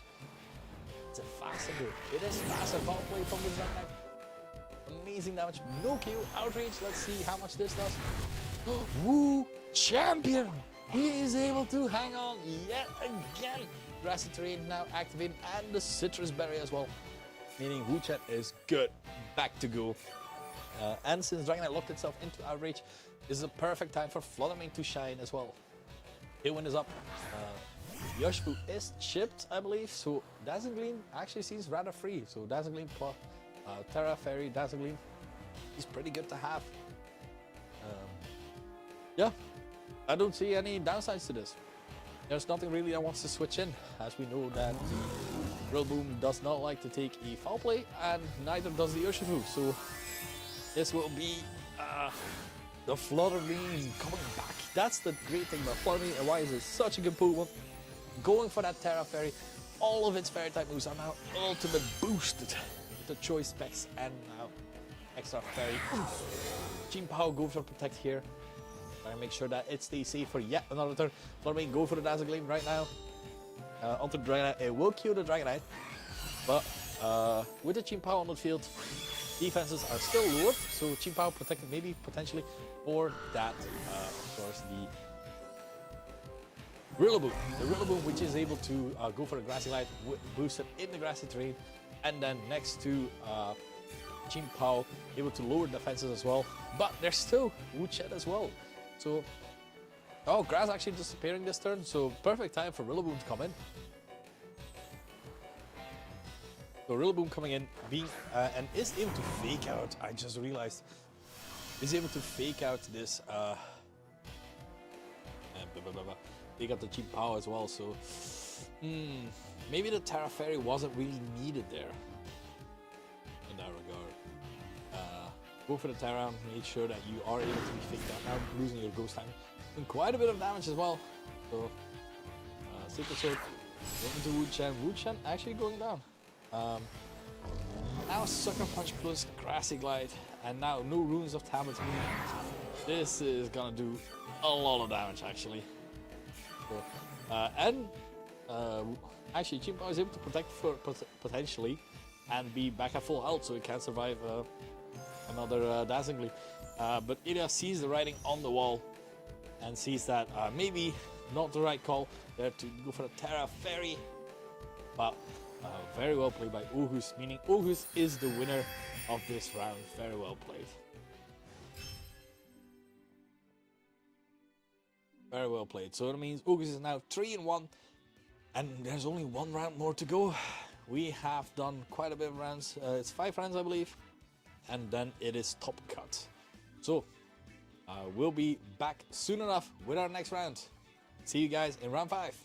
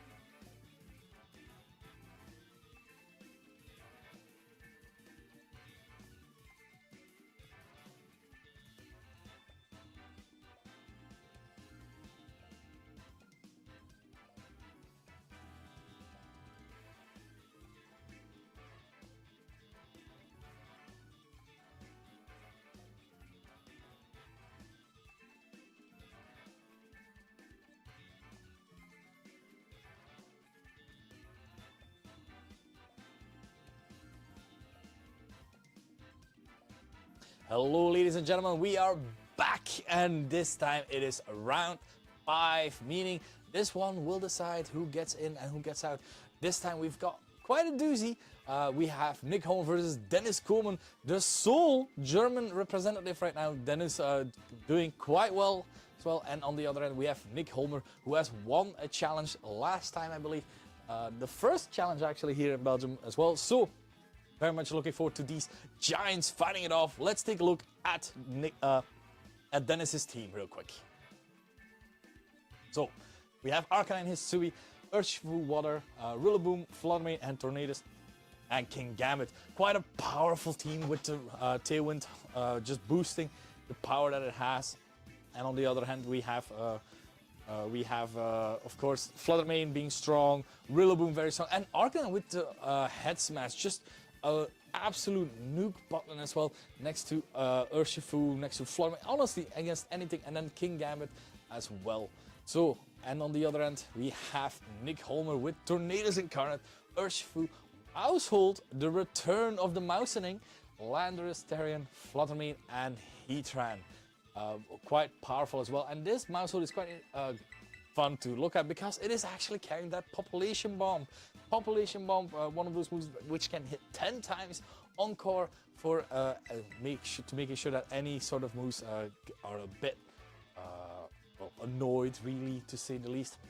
Heatran being able to provide as much offensive presence as it can with the Assault Vest, being able to survive hits left and right. Fluttermane, of course, the strong Pokemon that it is, and Landorus itself, the standard Choice Scar set as well. It's quite interesting to see Mousehold this time around with Technician and not Friend Guard. Follow me with any sort of potential redirection as well, making sure that any sort of big threats that doesn't want to get hit get just redirected, really, so that you can fully use the power that is Urshifu, Fluttermane, or any of these Pokemon. So the players are ready. Let's take a look. It is a duck versus a building, the classic fight. So new area. Who's this? It is Tornadus and Fluttermane on Nick his side, and we have King Gambit and Rillaboom. Ooh, shiny as well. And this King Gambit is not just any King Gambit, it is Queen Gambit. Shona would be quite proud to see this King Gambit in action. It is Terra Poison as well, making sure that it is able to resist anything really that is Fluttermane wants to throw out at it. King Gambit just threatening both of these Pokemon quite well because a Blink Windstorm and dropping its of course its stats will make sure that Defiant activates, and when Defiant activates, you do not want to be in front of that King Gambit. As we have the first switch out from Nick going into the Heatran. Heatran being the Assault Vest, quite bulky, and is able to quite comfortably wall this both of these Pokemon, really. Like, I can do, don't get me wrong, King Gambit can really still do quite a bit of damage here, but it's not gonna be able to really enjoy the damage that is this Heatran, of course. As the Terra Poison onto this activate, immediately the Blink Storm. Do we see a drop on Queen Gambit or not? We see a drop on the King. Oh, we saw a drop only onto the Rillaboom, Woodhammer onto the Heatran, not doing all that much, doing a bit of damage to itself. And now this King Gambit is able to Swords Dance. And with the Terra Poison right now, it is not threatened by any Heat Waves, for example, but a Bleak Windstorm and the Earth Power will definitely hurt quite a bit, as now you have to kind of reposition as well as Dennis right now, because the Heatran is threatening. You do have Counter Cleave at +2, which is able to absolutely nuke a Pokemon right in front of you. Sucker Punch, of course, being able to hit this Heatran for certainty, because this Heatran is also Assault Vest, meaning it can only click attacks. Nick, of course, has the option to switch out his Heatran, but not opting to switch out at all. So Sucker Punch and Grassy Guide into this Heatran, but just kill it. Heatran is gone! That is incredibly to see. And now it's only this Tornadus right now. It is able to deal with this Rillaboom from this range, as wow, it missed both Pokemon with Bleak Windstorm. That is not something you like to see when you're Nick right now, because any damage is good damage. Well, then again, you don't want to damage the King Gambit and just drop its stats as well. Fluttermane coming in, but this is a +2 King Gambit, sorry, Queen's Gambit, right now, so Sucker Punch and neutral will definitely do quite a bit to this Flutter and as well aggressive Glide, making sure that this Flutter can really do a lot of things. Nick not seemingly having a lot of options as the Grassy Glide is coming out into Flutter, doing amazing amount of damage and the Sucker Punch as well. This Flutter this King Gambit is taking the game and trying to run away with it. As well, the powerful Genie not being able to do all that much. This time, at least hitting both Pokémon and healing the Rillaboom. Let's see if there's a drop. There's no drop onto the King Gambit, so King Gambit will stay at +2. And still in a superior position right now compared to Nick. The Rillaboom is gone, and now Urshifu is in. So that's what Nick was working towards, to make sure that his Urshifu was not threatened that much by both of these Pokemon. But with the Tornadoes as well, Bleakwind Storm is super effective. If you go for the Terra, your Urshifu will be weak against Sucker Punch, and you do not want a +2 Sucker Punch from King Gambit, of course. So you have to kind of decide what to do. As Sucker Punch plus, of course, Bleakwind Storm will do quite a bit of damage. So we're here at having to decide here, the Protect here, making sure that the Sucker Punch is not going to be working here, as we see it did not work, and now the Bleakwind Storm and the King Gambit and Hugo doing quite a bit of damage, no KO, but this time we do get a drop as the Defiant will activate, but this is range for a potential Aqua Jet as well, as another Bleakwind Storm from Hugo is coming out as well, and Terra, if the Urshifu should go for the Terra as well, making sure that Bleakwind Storm will not be super effective as well. It is possible for it to then just able to shrug off this flying type move. Terra Water Aqua Jet will definitely kill the King Gambit as well, and it will be faster than King Gambit, so it will need to deal with that.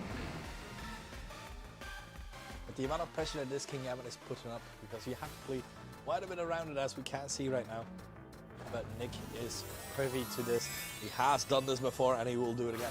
As we do have the activation on the Terra, it is that, of course, the Urshifu going for that Terra Water, losing its fighting type, and thus its weakness to flying type moves from the Tornadoes. Terra Water boost any move will absolutely do a lot of damage. Taunt coming out into the Tornadoes, being faster, so Nick's being faster than Princess. As we now have Urshifu be able to Aqua Jet into the King Gambit and bringing it down. King Gambit still being able to take down 2 Pokemon with it.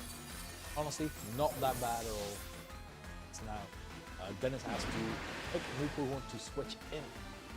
Well, the Rillaboom is gone, so no option to really go for that, as we have the Ancient of Things that we have in VGC, which is the Mirror Match. And of course, that will be Urshifu Tornadoes, Torn Urshifu, how it started, and Torn Urshifu as it ended.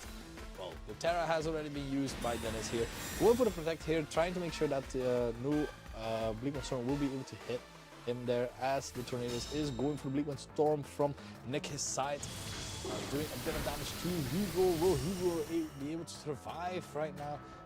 After this onslaught of this Terra Water Surface Ice, it will not be able to hang on after one, as the Rocky Helmet is able to deal a bit of chip damage. But now, Torn Urshifu versus Soul Urshifu, and an Urshifu that is not able to Terra either. Not the best of positions right now for this. Because you can just go for Bleakwind Storm, and Bleakwind Storm stays super effective, of course. Aqua Jet. Quite a bit of Tornadoes, so we do know that it does about 30 to 40%, as the sole target Bleakwind Storm is enough to take down this Urshifu, meaning that Nick has gone and won game 1. So, adaptation wise, I think the King Gambit was great, but keeping it healthy is quite important. And with that early Terra, with the Terra Poison, which wasn't bad, because you do manage to resist anything, you do resist whatever the Flutter wants to do to you. But on the other hand, that means Bleakwind Storm is now neutral and is able to hit you for a bit more of damage. I just want to shout out because Shona is also in chat. Hey Shona, don't forget to like the video. It supports me and helps the streams. Thank you. But very much looking forward to this second game right now.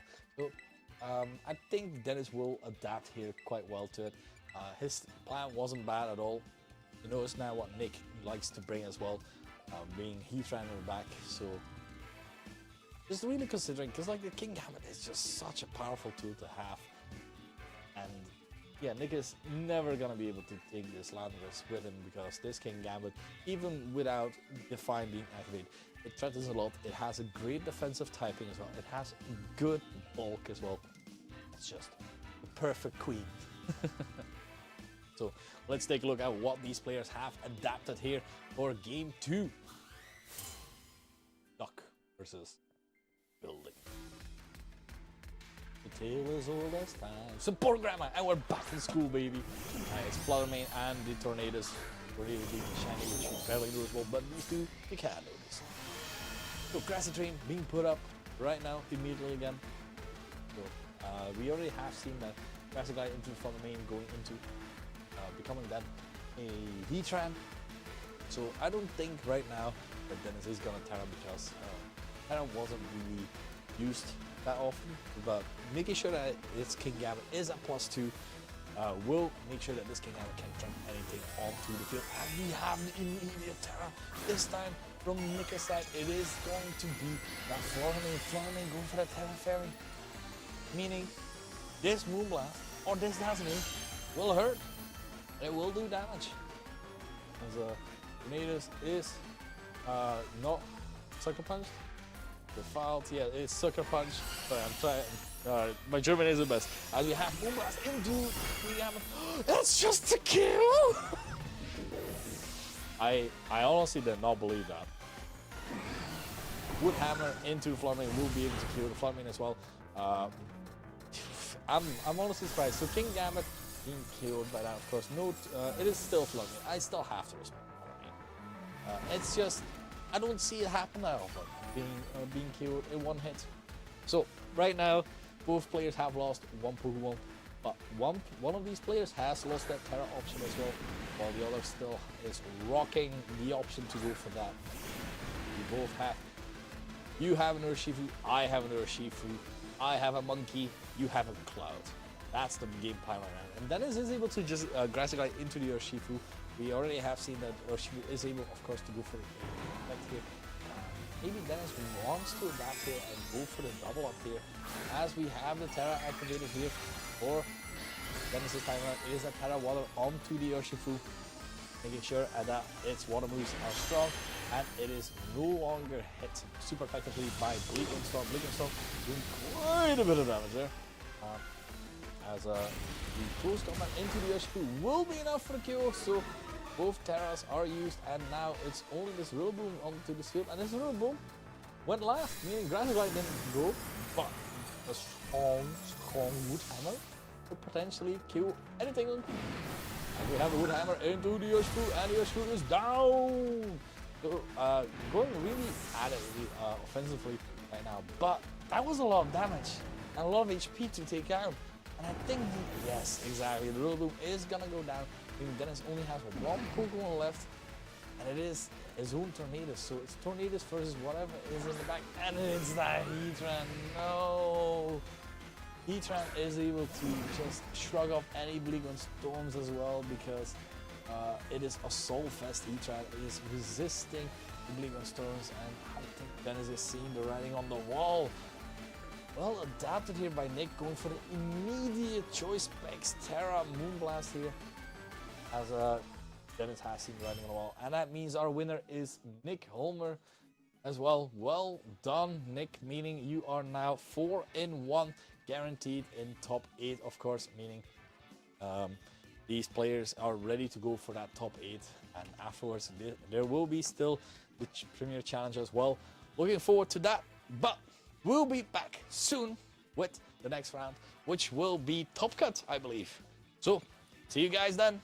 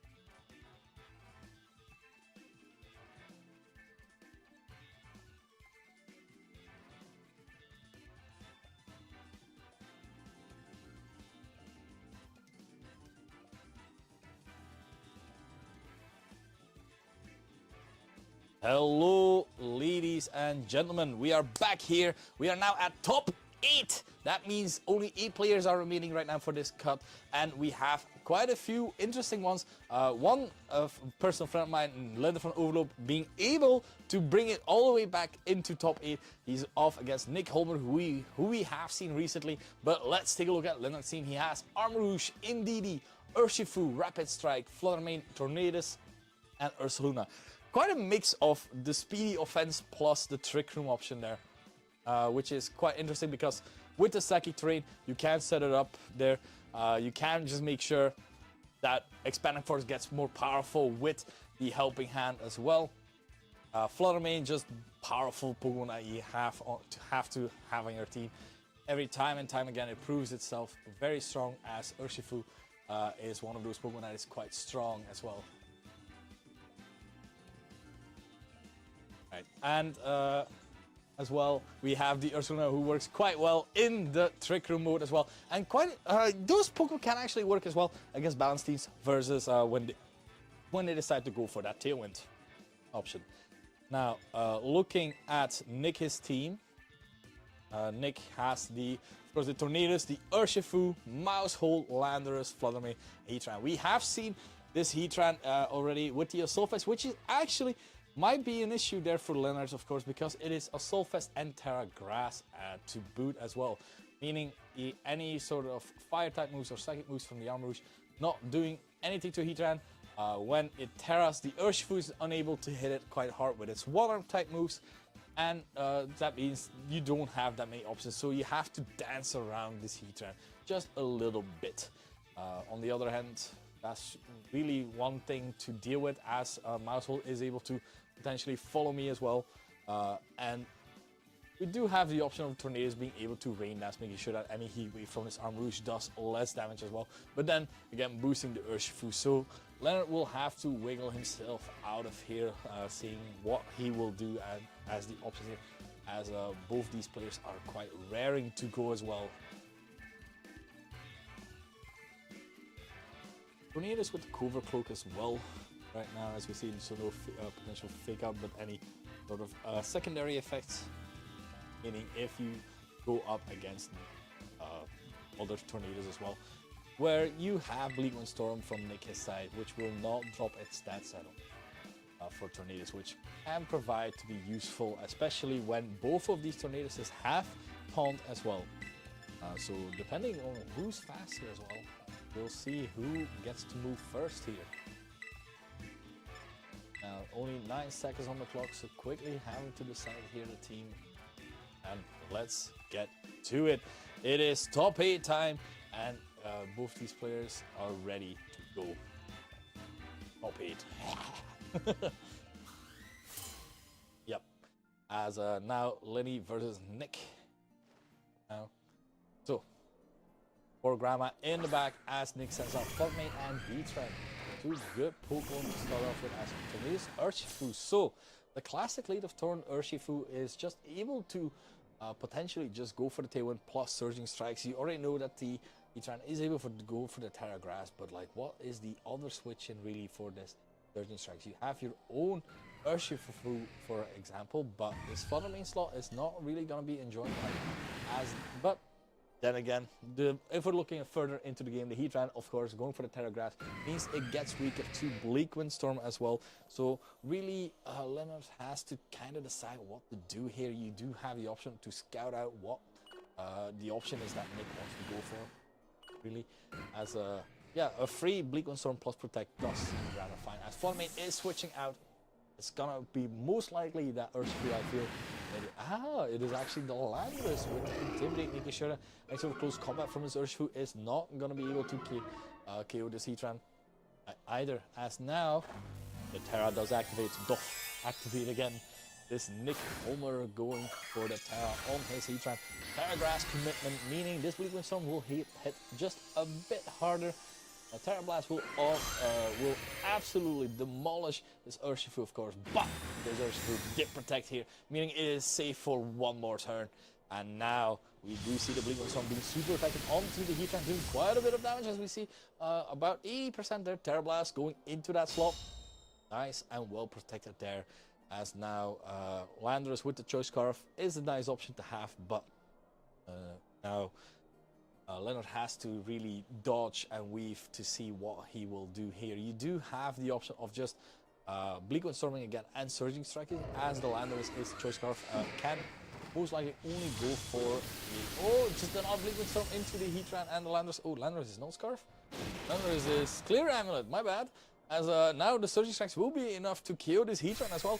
So the biggest hurdle for Leonard being able to deal with it that easily right now as well. So Quail done there, and still no Tailwinds being set up, so meaning this Tornado still has the option to go for it yet again. Stomping Tantrum from the Landorus into this Urshifu, not gonna be able to damage it all that much. And now, yeah, now Nick really has to, a bit on the back foot, has to decide what to do this kind of situation as the Urshifu is coming in.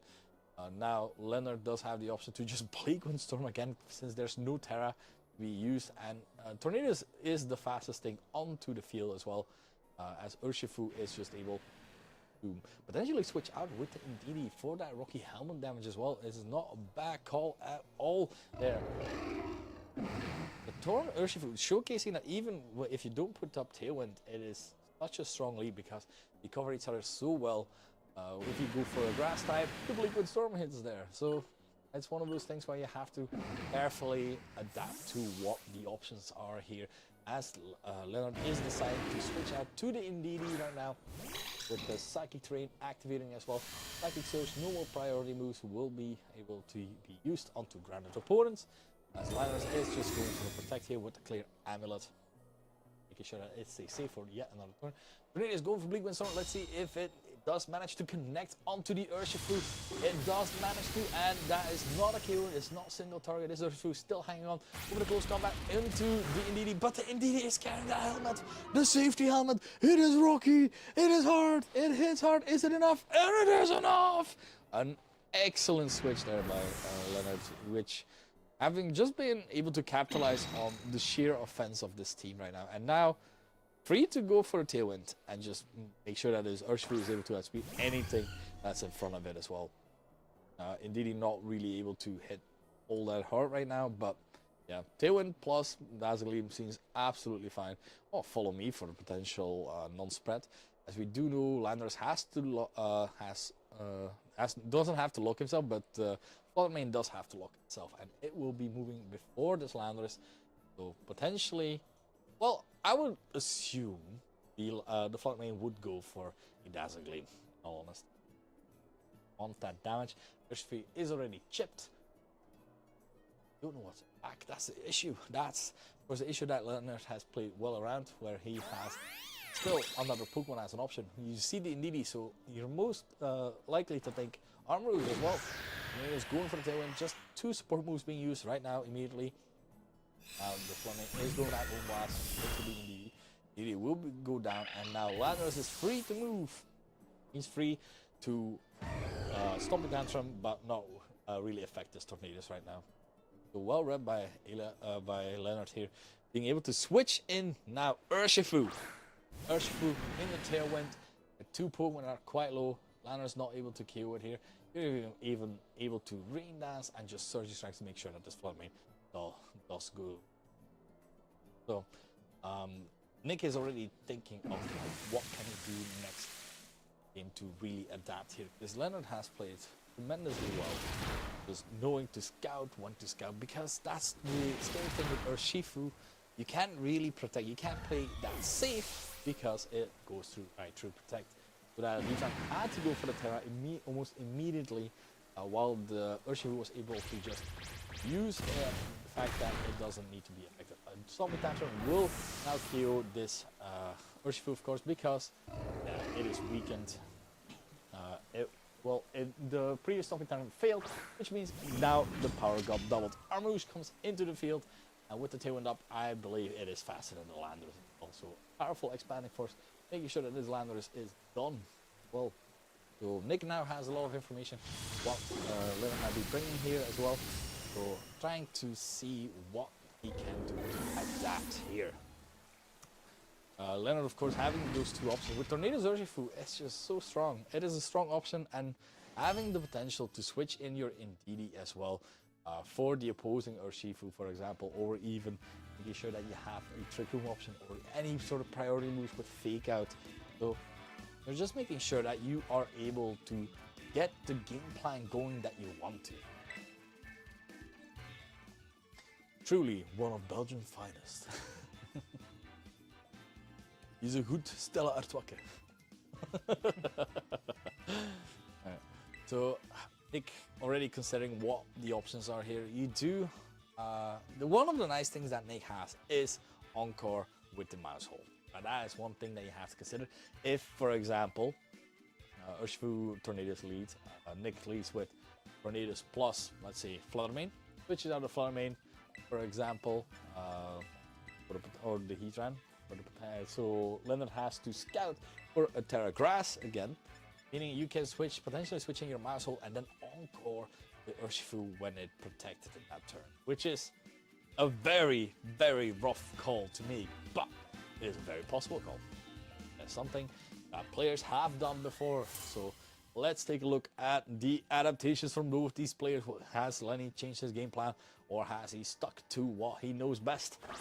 Tornadus and Flutter Mane from Nick his side, while Tornadus and Urshifu from Leonard's side as well. So we already know this Choice Specs Flutter Mane.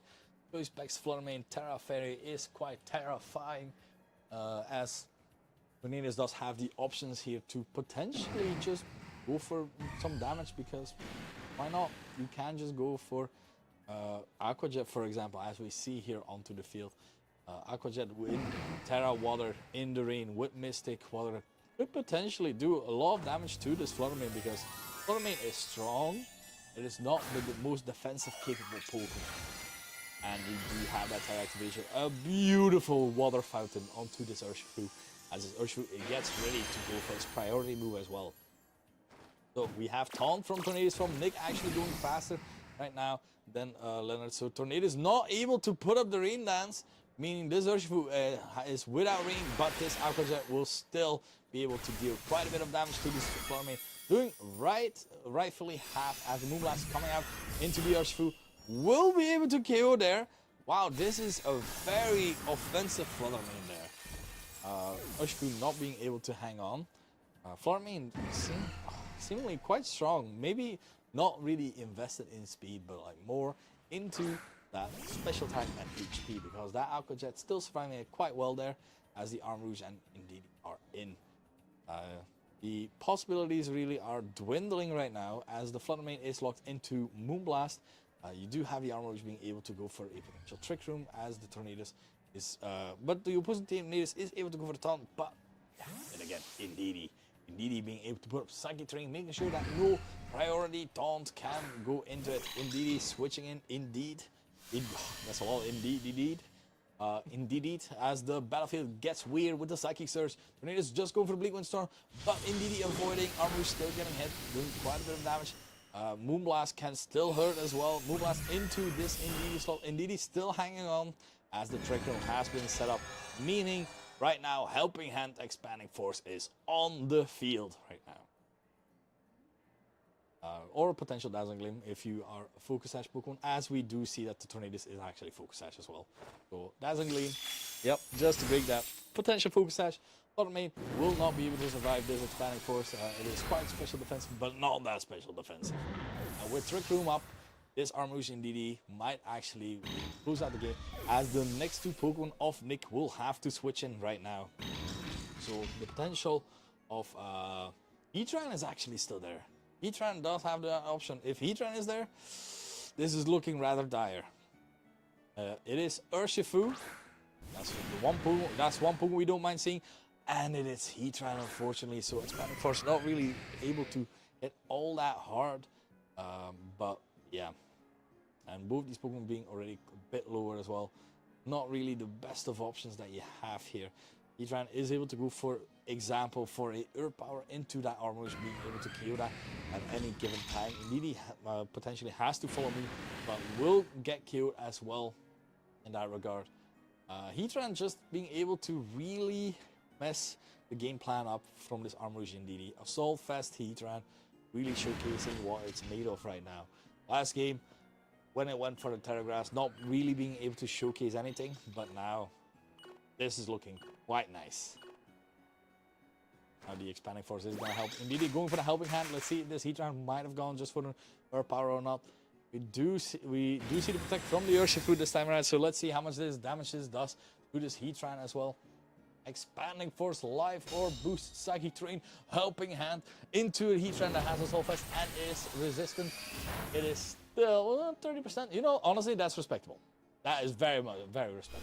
Flash Cannon, actually no helping hand, no follow me needed, because indeed, exactly according to plan, being able to chip at least this Heatran already. Tornadoes being able to be switched in as well. So now we are being put in a weird position where we have to keep chipping this Heatran. Heatran is not able to really, well, it can go for Earth Power onto the Armouche next turn. Urshifu is most likely gonna get KO'd. If I recall correctly, wait, actually Nick hasn't Terra'd yet, so still has that Terra option as well on the potential Urshifu being able to maybe survive the Psychic's well, expanding force there, but that's a lot to ask from it. It's still an Urshifu, and I don't know if it's able to survive a life or boosted expanding force. As we do have that Terra, so we'll put that theory to the test. It is Urshifu going for that Terra Water right now, making sure that it is now not super effectively hit by this expanding force. Terra Water boosted, beautiful fountain on its head. Water time is Rain Dance from Leonard Time, making sure that no heat waves will do all that much damage. As expanding force is coming out into both of these Pokemon, and the Urshifu does go down. Heatran taking a lot of damage as well. So now it's a little bit awkward position. Now Earth Power into Armouche, most likely. I'm making sure that this Armouche does go down. So it's only this Soul Tornado. And putting up the Drain Dance might have been the correct play there, because of course Bleak Windstorm is now 100% accurate. And it's single target, while the Heatran only has Flash Cannon to hit. There's 2 more turns of Trick Room. I mean, this Flash Cannon will be the last where the Heatran moves first. Ooh, critical hit there. As the Bleak Windstorm does go into Heatran. But it's looking like it will just barely miss out on the KO. His speed fell there, Twisted Dimensions returned to normal. So, well, maybe if Leonard gets the crit that Heatran just got with the Flash Cannon, definitely has the possibility here to get the KO. Bleak Windstorm, let's take a look. Not enough. This Heatran still hanging on just by a sliver of health, but with the next Flash Cannon, it will finish out again. That means it's 1-2-1. Well adapted by Nick. Leonard still playing quite well there, even though losing its Urshifu turn 1 immediately there. Being able to adapt. The Armouche, indeed, just showcasing why it's so strong. It's just such a good combination of Pokemon to have with their typing, and both, of course, being able to really enjoy a Psychic Terrain and Follow Me options, Helping Hand, Trick Room is just a great option. So now Leonard has to think about adaptation, because we already have seen now Floodmane as well, Choice Specs Moonblast being able to kill the Urshifu despite it going for Terra Water as well. So now Lenny has to decide from some other options to go for. Potentially maybe switching out his Urshifu for example for the Armouche, which is able to resist any type of fairy type moves. But indeed the Armouche was working quite nice for Leonard, I feel.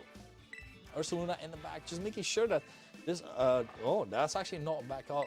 Ursaluna might be the time to just wallop and do a lot of damage as well, because Ursaluna, of course, is a ground typing, is able to hit this Heatran quite hard.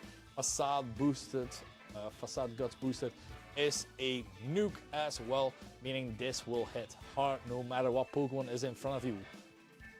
Of course, you do have that one turn where the Flame Orb has to activate. So one turn, it does a bit less damage, but Headlong Rush and Facade are 2 strong, powerful moves. Headlong Rush, of course, being a 120 base power move, which absolutely can decimate Pokemon left and right as well. A lot of times you see Ursaluna having Earthquake just next to Cresselia, but this time around, of course, The only real resist to that would be that Tornadus, or maybe Armarouge when it clicked White Guard. So you're sure not to be hit by any Earthquakes. Game 3, Nick Homer versus Leonard van Overloop. Let's see. Tornadus and Fluttermane. It is the same lead from Nick this time around. As indeed Armarouge is the lead of choice here. Not really a bad choice either for Leonard. As indeed is able to redirect. We saw Moonblast do quite a bit of damage, but not KO. But then again, Terra Fairy is always an option to go for, where it is a bit harder to decide what to do. Tornadus with the spread move as well could potentially Blink Storm plus a Moonblast could pose a threat to this Indeedee and this Armarouge. So let's see what these players decide to do right now. As it is not really that bad because you still have Heat. Heatran in the back is just unfortunate though. Because it is able to wall out these two Pokemon so well, as we have the Terra activation, meaning no Terra other activation on Nick's side except for this one. This is Terra Fairy. This is Terra Fairy. Moonblast into Indeedee. I'm sure of it. I've said it. I'm not taking my words back. I believe it. Indeedee is going for the follow me, making sure that this Armarouge is not hurt as much as it could be. Bleak Wind Storm into both these Pokemon, doing quite a bit of damage there. As no speed drops, Moonblast, Terra Fairy boosted as well. Specs, and that will definitely kill this Indeedee. So no helping hand option from this Indeedee. But this does invite a new Pokemon into the fray. And Armarouge was able to put up the Trick Room. Can now go for the Expanding Force, quite powerful as well. As now you have Ursaluna or the potential of Urshifu as well.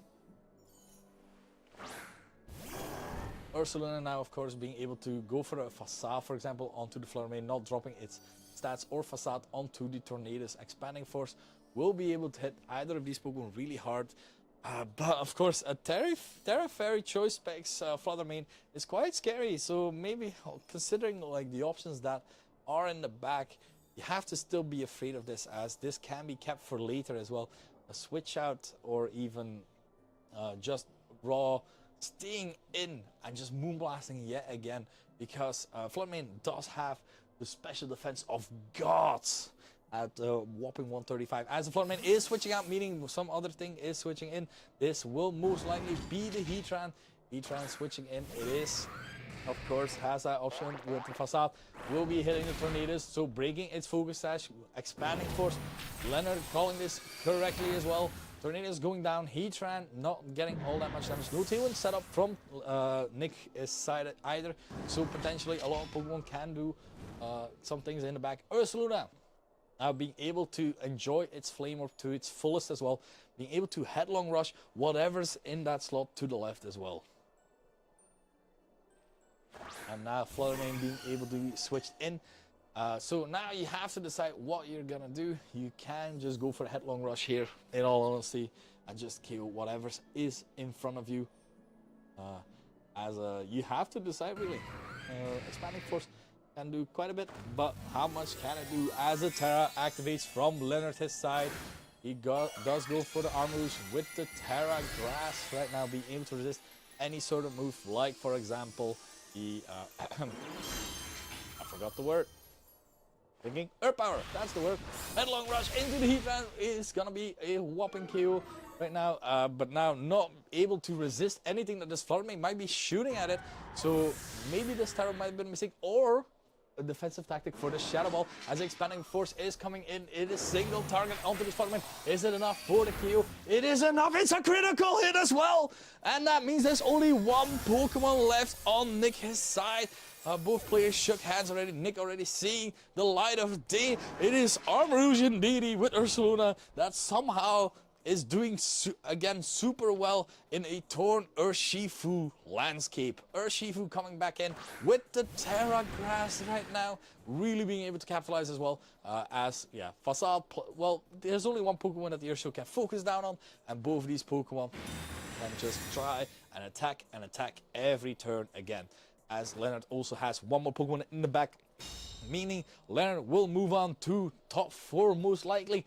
Unless I believe in, well, you know what? No. Let's believe in this Urshifu. This Urshifu can do. This Ursaluna will not KO with the Facade. I don't believe it. Urshifu can KO the Armarouge with a Rapid Strike. I just want to believe Double Protect. Well, that could work. That works, honestly. That's not bad. Facade. Was it still a turn of Trick Room? I think there was still a turn of Trick Room. Yep, that was the last turn of Trick Room. So the Double Protect was very much needed. Expanding Force not working. Well, and the Psychic Terrain should be over as well, meaning this means that, of course, it will do a little bit less damage with this Expanding Force. Weirdness disappeared, and now with 3 Pokemon still left versus 1, but it's a Urshifu. Who is scared to go up against? So what is your position as the Urshifu is going for the Surging Strike? So let's see if the single target Expanding Force is enough to KO this Urshifu. It is going to be super effective still. It is still Live Orb Armarouge. Let's take a look if this is some super kind of bear, as Expanding Force is coming out into this Urshifu, and it is enough, meaning that Leonard van Overlook has won and is moving on to your top 4, even raising his hand a bit, and he's very happy. And no, shaking no, but he has to believe that he's done it. He's played very well, and I'm very happy to see it as well. So we'll be back soon with our top 4. We'll be right back. Stay in place.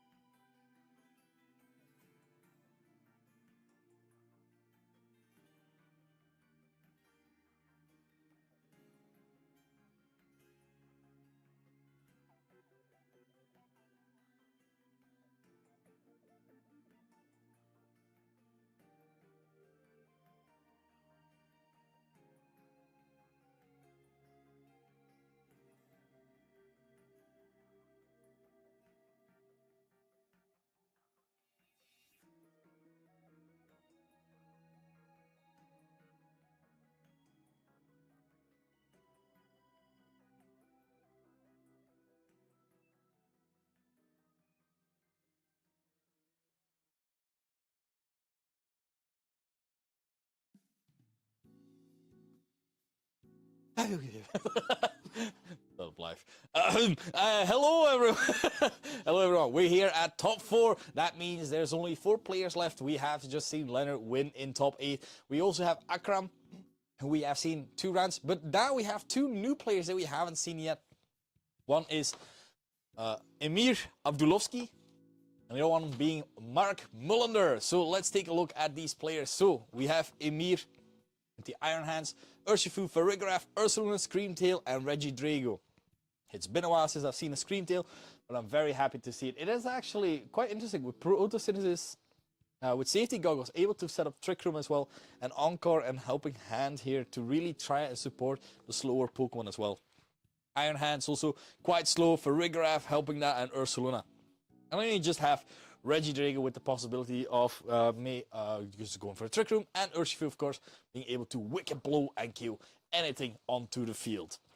On the other end, we which is quite interesting to see, because of course that's the main driving power really of these Pokemon as well. Reggie Drago with the power of Dragon Energy, being able to output as much. Ursaluna as well. Well, we see like 3.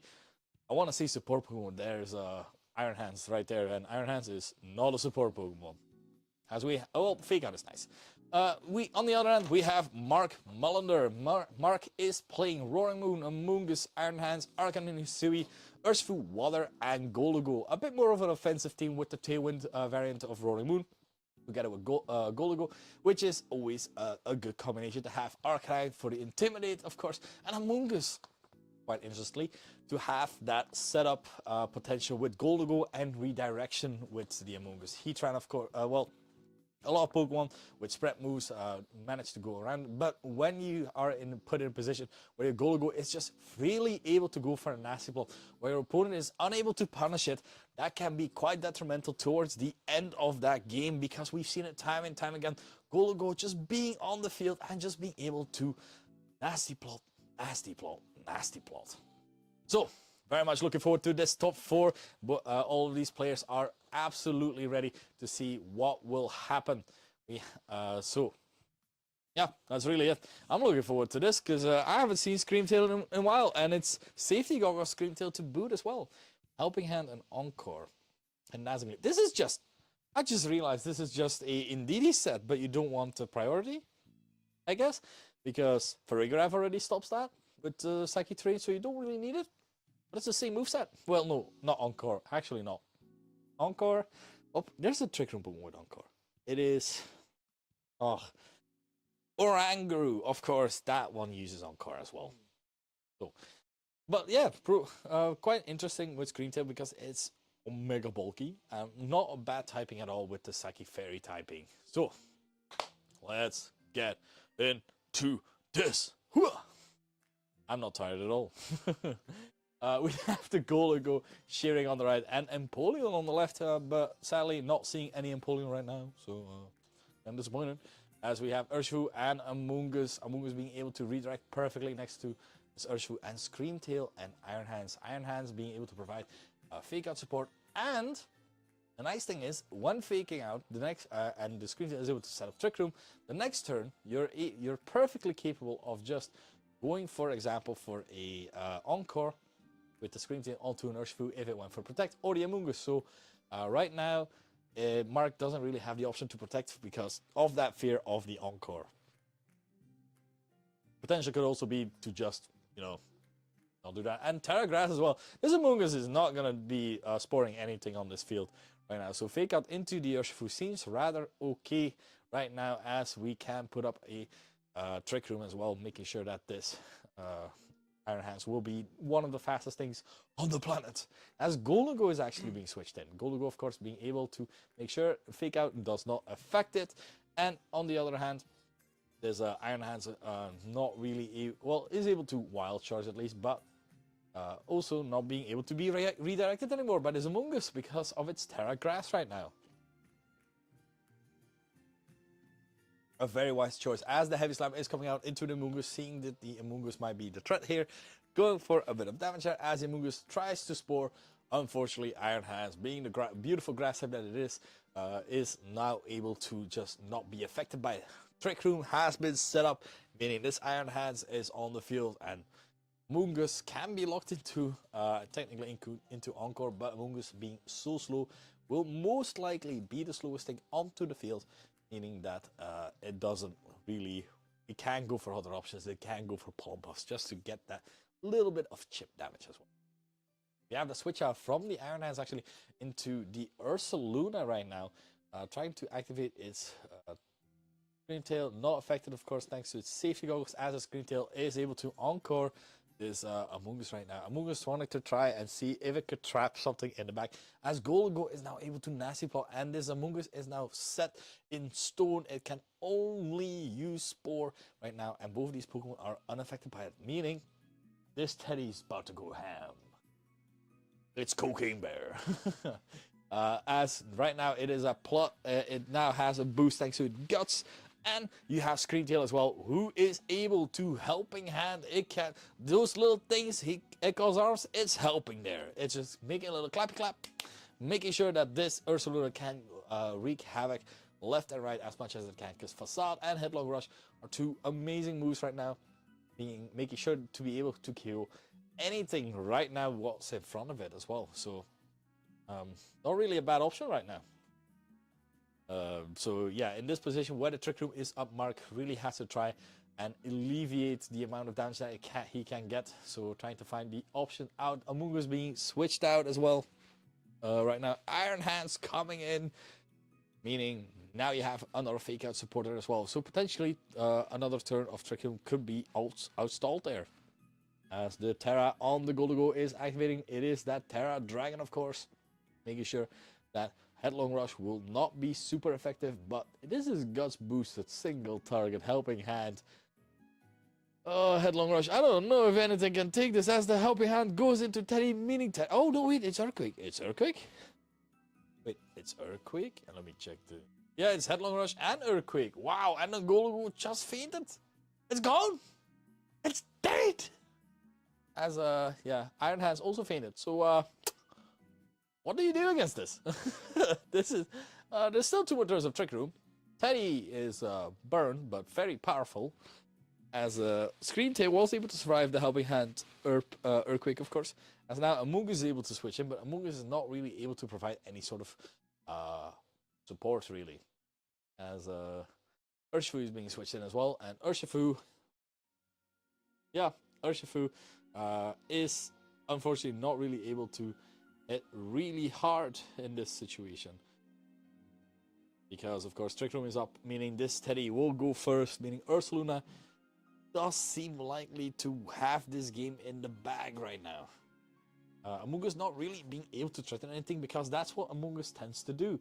Just Spore left, Spore right. Yeah, we're done. As we have another Helping Hand here from Screen Tail for the Ursaluna. Amoonguss just go for the Protect here, making sure that it can survive another turn. As the Urshifu is also going for the Protect, outstalling as many Trick Room turns as possible. If there's an Earthquake coming out, this Screen Tail would have gone down, but it's a Facade. And Facade plus this Helping Hand does not seem likely for the Urshifu to survive. Now, you can redirect, of course, with the Rage Powder, but there's still a Terra Grass Iron Hands in the back, which kind of makes it harder for a water type Urshifu to really start sweeping and doing its job. So the options are dwindling, as Helping Hand, Facade, I'm sure of it, it will kill the Amoonguss as well. So even if you Rage Powder it, will it be enough? As the Rage Powder is coming out right now, meaning there's Helping Hand, Facade. Oh no, Helping Hand, so just a Facade into Amoonguss, and that just will be enough. So honestly, it's not looking that great. As now, the Screen Tail did go for an Encore onto the Urshifu, and that Urshifu is locked into Protect. Something that you don't want your Urshifu to be, and unfortunately, that's it. And that's how the dice roll, and I feel that was very well played by Emir. Just really capitalizing on the turns, and like when the Amoonguss was in, which is a Pokemon that could normally threaten so many Trick Room options, where you have 3 Pokemon that are just straight up able to ignore it. With Ursaluna with its burn, safety goggles, and a Terra Grass Iron Hands as well. So very well played in that regard. Mark really having to, just now having a bit to consider what better options to have right now, because yeah, it was a rough call to make, to say the least. As you have to find a way around this potential for the Trick Room, but Screamtail is extremely bulky, and going around it is not easy because you still have the Farigiraf as well. And Farigiraf is one of those Pokemon that just blocks priority as well, so Fake Out plus something else is not always the right option. As now, Mark is deep in thought, thinking, what can you do different? What is the option here? While on the same side, Emir is just well happy with his game plan, because like this team is working. It is a double bear, double Trick Room, and an Iron Hands and Regidrago. Sometimes that's all you need in life. I do want to see the Regidrago. I haven't seen that much Regidrago Trick Room, so I'm quite interested in it. But looking at the team from Mark, I don't know if it's the call really. Yeah, Screamtail just being able to deny any sort of way to stop the Trick Room is kind of rough. Roaring Moon, of course, does have knockoff, so you can knock off plus Amoonguss for Spore. But we've already seen the lead with the Iron Hands as well. And Iron Hands is just able to fake out one of those slots, so meaning you can't wombo combo that immediately. So, considering all our options, what will Mark do? Roaring Moon with the knockoff potential, or you just go with Amoonguss yet again, or you play a bit of a slower game when you have your Arcanine able to intimidate and maybe switching in and out a few times so that your Golago is able to split up. Because Golago looks rather nice, I feel, on paper versus Emir, as a Golago does threaten a lot with Mickey Rain and just Shadow Balls, because Mickey Rain, what doesn't it kill, right? That's just it. Well, it doesn't kill Urshifu, the Iron Hands with the Sulfast, but still, it does a lot of damage. And this might be talking as the #1 Golago lover. But yeah, I believe in the Golden Goose. Golden Goose. Just made a pun. I'm a poet, and I didn't even know that I was rhyming those words. That's crazy. All right, Arcanine History is also like a decent enough option, of course, if the Farigiraf isn't really common, because like you do have extreme speed, you have access to other moves like Flare Blitz and stuff as well, with just Choice Bandit as well. Iron Hands plus the Golago and the Urshifu Single Strike and Screamtail. So really switching it up right now. So Golago is able to threaten the Screamtail and the Urshifu, because the Iron Hands is just able to fake out either of these Pokemon, and Golago is then able to just go for quite a strong attack. Now, I think Emir, seeing that he's using Screamtail, is quite good at these options that the opponent had and playing around the Trick Room. Excuse me. So, considering all these options, what will happen? What will he do to make sure that victory is within his sight? As we saw the switch out. Oh, Golago actually being switched out as well. Golago being switched out into the Amoonguss. So bringing the Amoonguss yet again, making sure that you can spore at least something, essentially. And then Iron Hands as well. So two Iron Hands onto the field, they can high five each other. Urshifu go for protect, just scouting out for the potential fake out, of course. As the Iron Hands went for the Dream Punch, actually, making sure that this Urshifu gets chipped down quite a bit. The Urshifu can easily switch back into a potential Screamtail again, because Iron Hands can go for Terra Grass yet again, so this Amoonguss doesn't try anything. So, do you actively start switching your Amoonguss to just make sure that you don't get in this cycle of just like your Amoonguss not really being able to be used? So this Amoonguss right now needs to decide what to do. I think Mark has to take the initiative and try and switch out expecting this to come back, as the Urshifu is switching out. So potentially, if this Amoonguss it did not switch out, this might be a really good play for Emir's side. Amoonguss is switching out, so calling the double here. Make sure Golden Go coming back in as well. And now with the Terra onto the Iron Hands, meaning it is no longer resisting any sort of move from this Golden Go as well. It is still a Sophist, it is still Iron Hands, it is Omega bulky, but it's not resisting anymore. That's you got to take what you can. As the Heavy Slam into the Screen Tail, expecting the Screen Tail to come in. Wow, okay, really good. Heavy Slam into the Golden Go, not really doing that much. So really well done here. So the positioning here was well done by Mark, just going that one step a bit further, of course, where he had to take a risk because Emir could just as well just Wicked Blow into that slot where the Golden Go was and killed anything. But that's the thing about Pokemon. It is layers upon layers of of challenging your mind versus your opponent, where you just have to try and see where they're going with it.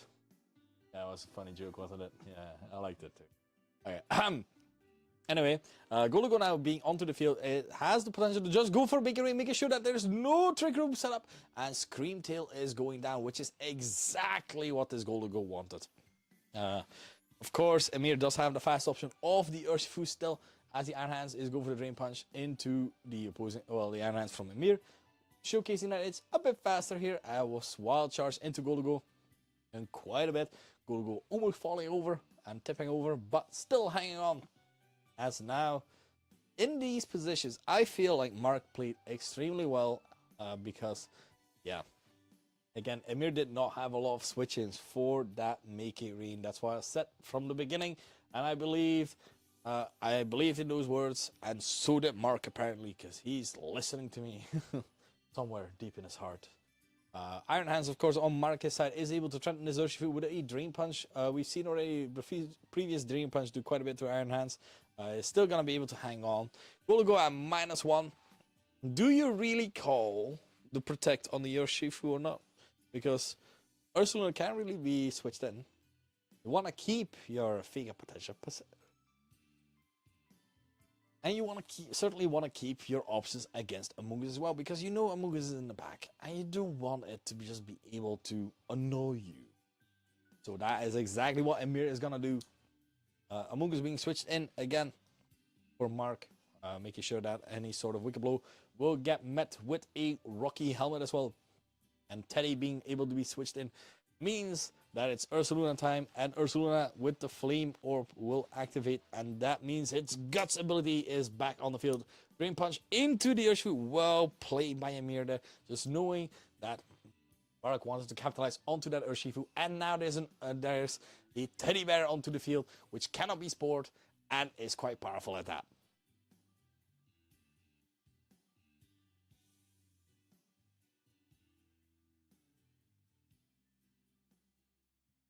So, being put in this position, we already have seen that Facade does KO the Amoonguss. Helping Hand Earthquake does KO the Iron Hands, so a single target Headlong Rush should be able to KO the Iron Hands as well. Certainly at this range. So Urshifu could potentially keep its Focus Sash for later, and could switch back into the Iron Hands for Fake Up potential in the later stages of the game. Of course, this also is a good switch, because if the Amoonguss wants to go for a potential Spore onto the Urshifu slot. And as we see, we have the switch from the Urshifu slot to the Iron Hands, the Rank Master. Grass type, of course, meaning Rage Powder will be redirected. But will this Ursaluna go for a Headlong Rush? As the Drain Punch coming out, not KOing it just yet. Meaning this Ursaluna is going for the Earthquake, this time making sure that the Iron Hands, not KO'd just yet. Surviving on a sliver of health, as does the Amoonguss live decently comfortably.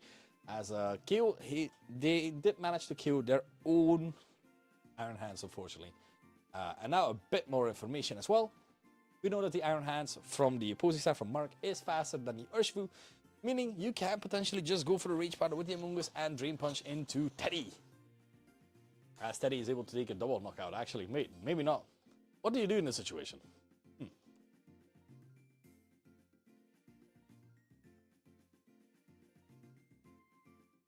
Okay, Iron Hands being switched out yet again, so trying to reposition against We Bear Bears.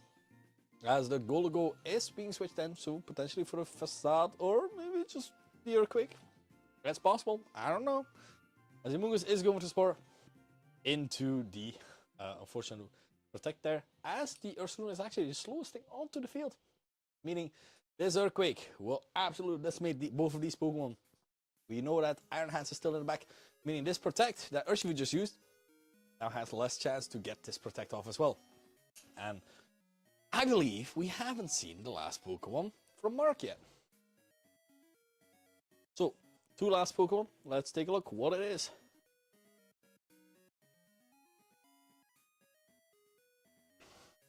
It is the Hisuian Arcanine, being able to intimidate at least for 1 turn, and Mark being able to send out the Iron Hands. Has Mark used his Terra yet? No! Terra Blast is on to, well, potentially, you can Terra Blast, yeah. Honestly, why not? Iron Hands can just Drain Punch into the Teddy, and you can Terra Blast into Urshifu. No, because it's Sash. Ooh, so you have to Fake Out plus Terra Blast, but is Terra Blast? Oh, this is rough. This is rough. So, I think Choice Band and Terra Blast is 80 base power, Terra Fairy, into this Ursaluna, which has been absolutely decimating a lot of these teams, a lot of these Pokemon. So, Terra Fairy, beautiful heart. It's a beautiful doggo. Let me pet it, as it is able to go for a Terra Blast as well. Let's see what the options are. It is a Fake Out into the Urshifu, just making sure that this Urshifu goes down already. Or it's going into the Ursaluna. It is the Terra Blast into the Urshifu, just making sure that that is gone. Meaning right now, this Ursaluna is the only thing standing in the way of Mark and his victory right now for this second game. As now the Facade from Teddy going into Iron Hands, making sure that that is killed.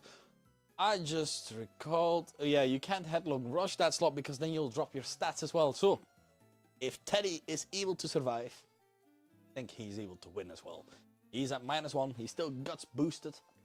Arcanine is a defensive Pokemon. But, well, Hisuian Arcanine is more offensively built these days. So, Terra Fairies tend to be a bit more bulky. But let's see if this Arcanine is able to survive a -1 Facade from this Teddy, of course. As the Terra Blast is coming out, Choice Band the Terra Blast into this Ursaluna. Not doing all that much damage at all. Facade coming out. Is it able to hang on? It is not able to hang on, and that is cute. Emir wins it and goes to the finals. Well played, well played. A quite interesting team with the Scream Tail and the Ursaluna just proving its worth time and time again. That means we will be back soon with the finals.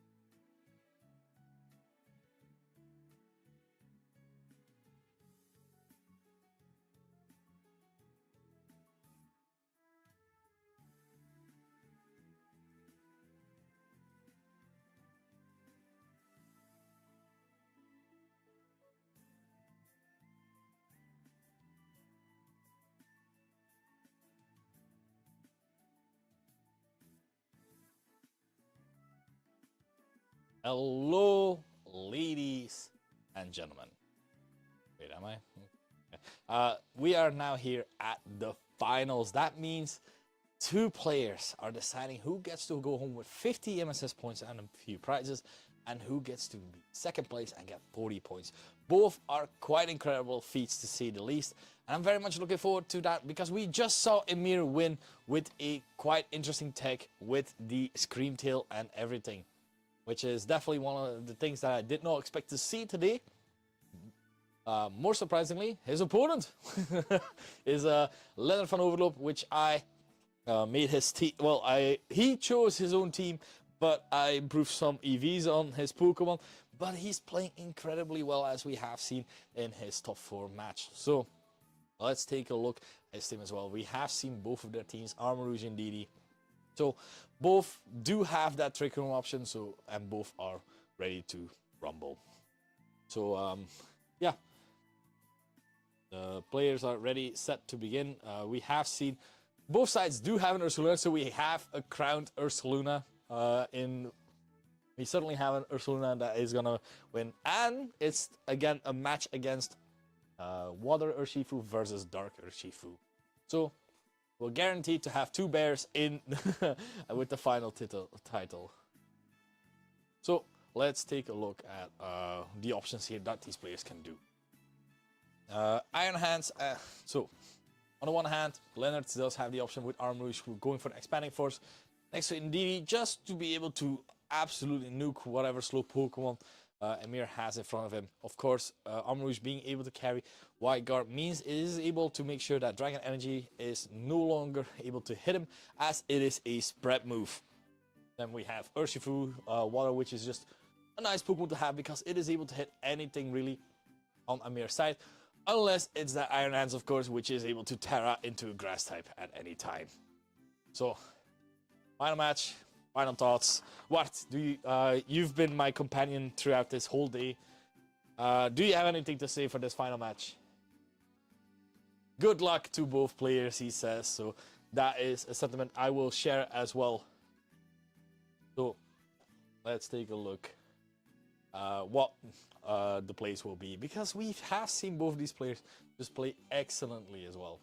So now, what are the options here? Because we've seen Screamtail, we've seen Screamtail being able to put up Trick Room, but Lenny is just able to reverse that. And just honestly, the Armarouge in Didi looks pretty good against Emir. I don't really know what the options are that Emir has, because what's stopping you to just follow me plus keep and just keep Expanding Forcing, really? Regidrago maybe, but if Regidrago comes in, that means you can Wide Guard plus Dazzling Gleam and chip away a lot at this Regidrago as well. So yeah, this is gonna be a toughie for Emir, I feel. I think Lenny has the matchup. So let's see it. I wanna see.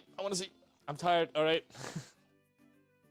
And in the background you can also see the challenge being played as well. We will not be streaming that, as my voice is killing me. So I might be recording top 4 there, but that's it. Some matches at least. Alright, let's take a look. Support Grandma on the beach. It's Tornado's Urshifu, a tale as old as time, as Urshifu and the Screamtail have started off. So both trainers have the options of doing massive amount of damage and going through Protect as well. But what do you do here with Screamtail? Because I'm not even sure that Leonard knows what a Screamtail is. Because he has, well, he knows what a Screamtail is, but I don't know if he knows what it's built like. Because it is a fast Pokemon, but quite defensively as well. So it's built different, exactly. So taking a look at the options here, I think a Rain Dance plus Surging Strikes could prove to be effective, but Screamtail is Terra Water, making it so that it is able to resist any sort of water type attacks coming off from this Urshifu as well. So yeah, looking at the options, I have no clue.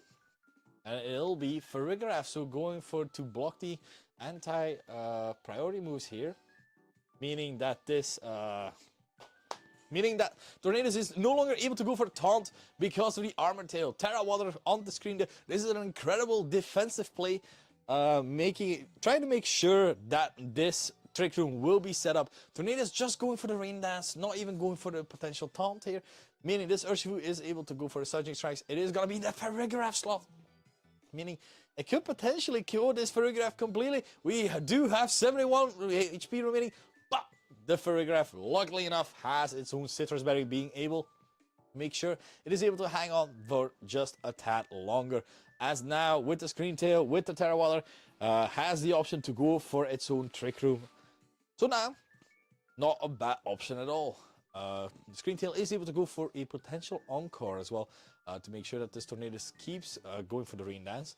So Leonard needs to keep that in mind, of course, as he's not that much able to go for a Bleak Wind Storm because of any other priority moves are a bit harder as well, as Taunt and Tailwind is not really that effective right now, especially if you are in a situation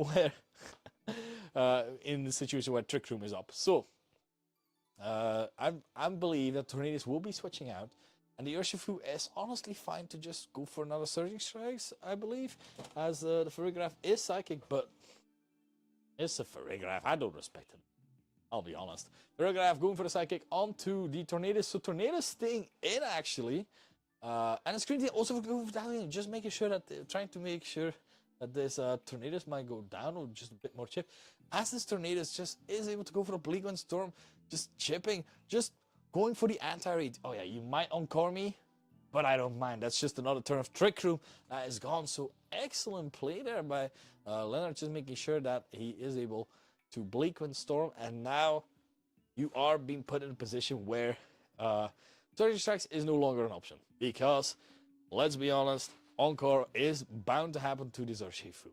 Urshifu is of course able to just go for a Aqua Jet in the rain with Terra Water, will definitely still do quite a bit, and honestly it is priority. It is no longer blocked by a Farigiraf, so might be the best call for Leonard, as he does seemingly go for it. It is the Terra Water onto the Urshifu, meaning its Water Fountain powers boost him to the ends of infinity. All of its Water type moves are now double boosted.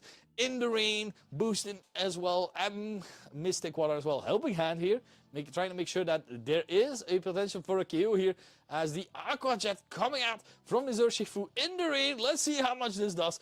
Absolutely decimated this Teddy, as the Tornadus is able to go for the taunt onto this Scream Tail right now, making sure that it's no longer able to go for any sort of non-offensive moves. Headlong Rush, 120 base power, is it enough with the Helping Hand? It is for the Urshifu right now, going down.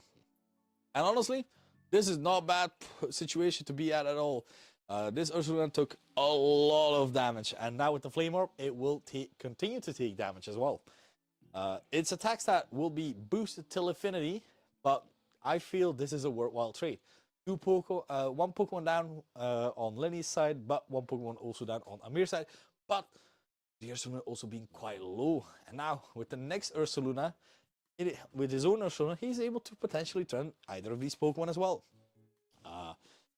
Depending on what the speed stat is, of course, of this Ursaluna, because Amir's team is more dedicated to this Trick Room mode, as Leonard's team is a bit of both. So it is able to potentially just go for a attack as well, as it has that potential. Well, it has the option to go with that Trick Room mode. So I feel like Leonard's Ursula would most likely be slow, would most likely be faster, so not really effective in this Trick Room mode. As now the Urshifu is able to be switched in as well.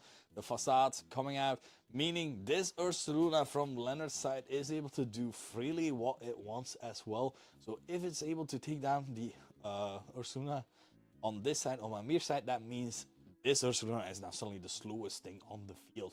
So Leonard really using the Trick Room to his own advantage here right now. Losing his Tornadus in the end, but now it's 2v2, meaning Scream Tail is in.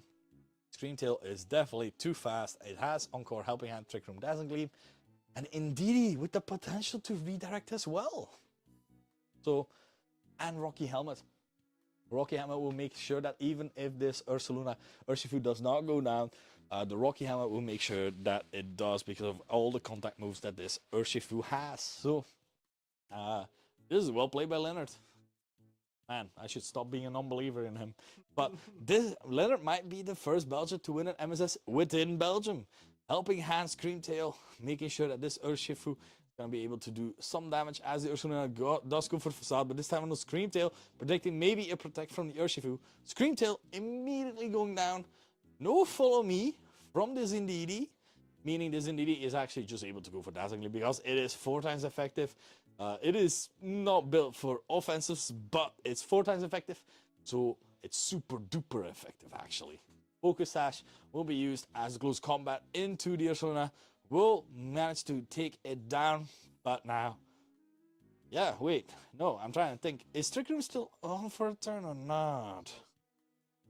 It's the last turn of Trick Room. I actually don't know this interaction. Does the Urshifu goes down first or does the Indeedee? I think the Urshifu wins. Or, wait, I actually don't know. I generally don't know. Okay, Wicked Blow to Indeedee. It is a KO. Critical hit, yes. Rocky Helmet. Okay, Indeedee faints. Urshifu faints. So it should be the Urshifu that wins, right? You defeated Lenny. Yeah, okay, I wasn't sure. But wow, well played there. Just calling out the non-protect there as well from Mir, just not protecting, just going immediately on that offense because he really needed to make that KO there as well. So in hindsight, Leonard really didn't need to Facade into that slot because I think just a simple Facade into the Urshifu, even if it's protected, you still have your Indeedee to redirect. You KO the Urshifu, and then you can have the possibility to KO the Screamtail later. But still, kudos to both players because they're playing both excellent. Leonard went with the lead of Tornado's Urshifu last time, so maybe this time around Emir might be trying to counter that because, of course, that is one of a very strong lead. And I don't know if we actually know the information if the Ursaluna from Emir is actually slower than Leonard's Ursaluna as well. I don't think it's been showcased yet, like the 1v1. So, it'll be a toughie. It'll be quite tough to see what is going to happen. Armourouge, of course, being still a decent option in my opinion because, yeah, what do you have against Expanding Force? Like everything gets nuked, right? Just a strong move. Oh, game 2. Emir ran away with game 1. Let's see how he fares game 2.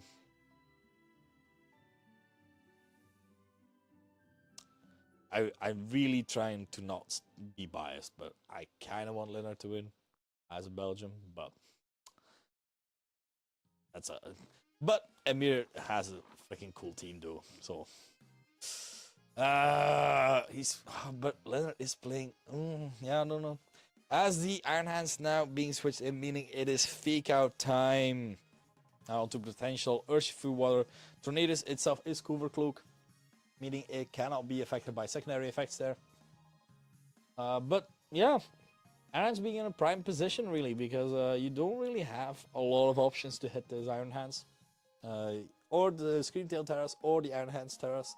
And either of those, you wanna guess that you get the right one, as the Urshifu is actually going for the protect here, meaning potentially with the taunt, yeah, taunt into the Screamtail, making sure that no Trick Room is being set up there. And now Iron Hands is able to go for the Wild Charge, but onto the protect. So well played by Leonard, making sure to scout out all the options there. As a Trick Room has now been negated. Wild Charge is still a decent enough option to go for, as Leonard is considering maybe switching out or switching in something else, as you don't really have to. Surgy Strikes is not KO on Iron Hands from this range because Iron Hands is a quite bulky Pokemon.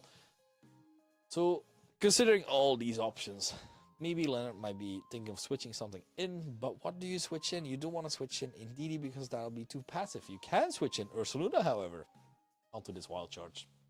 Ursaluna Does Doff give you the option to immediately Facade and Flame Orb as well?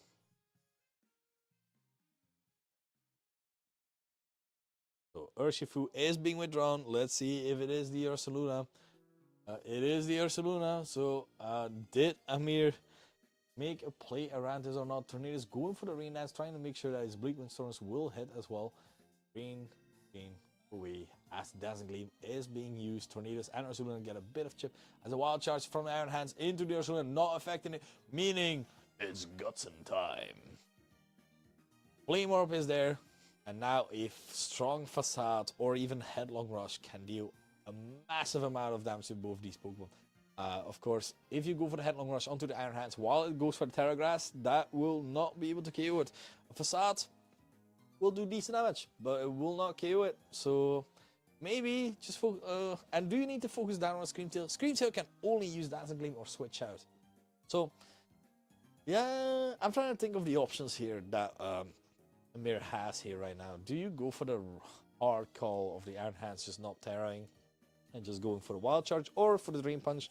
Potentially, we can see now what kind of speed stat Leonard's Ursaluna has as well, as the Urshifu is actually being switched in instead of the Scream Tail. So Iron Hands also switching out. Double switch as Teddy, the Ursaluna, comes in as well. Now let's take a look. It is Tailwind in time.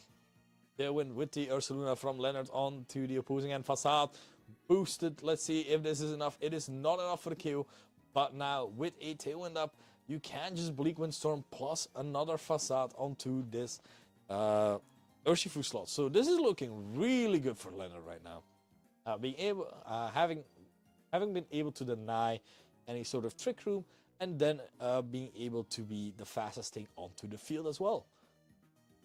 As we do see Teddy switching out yet again, trying to maintain composure here as Scream Tail is being switched in.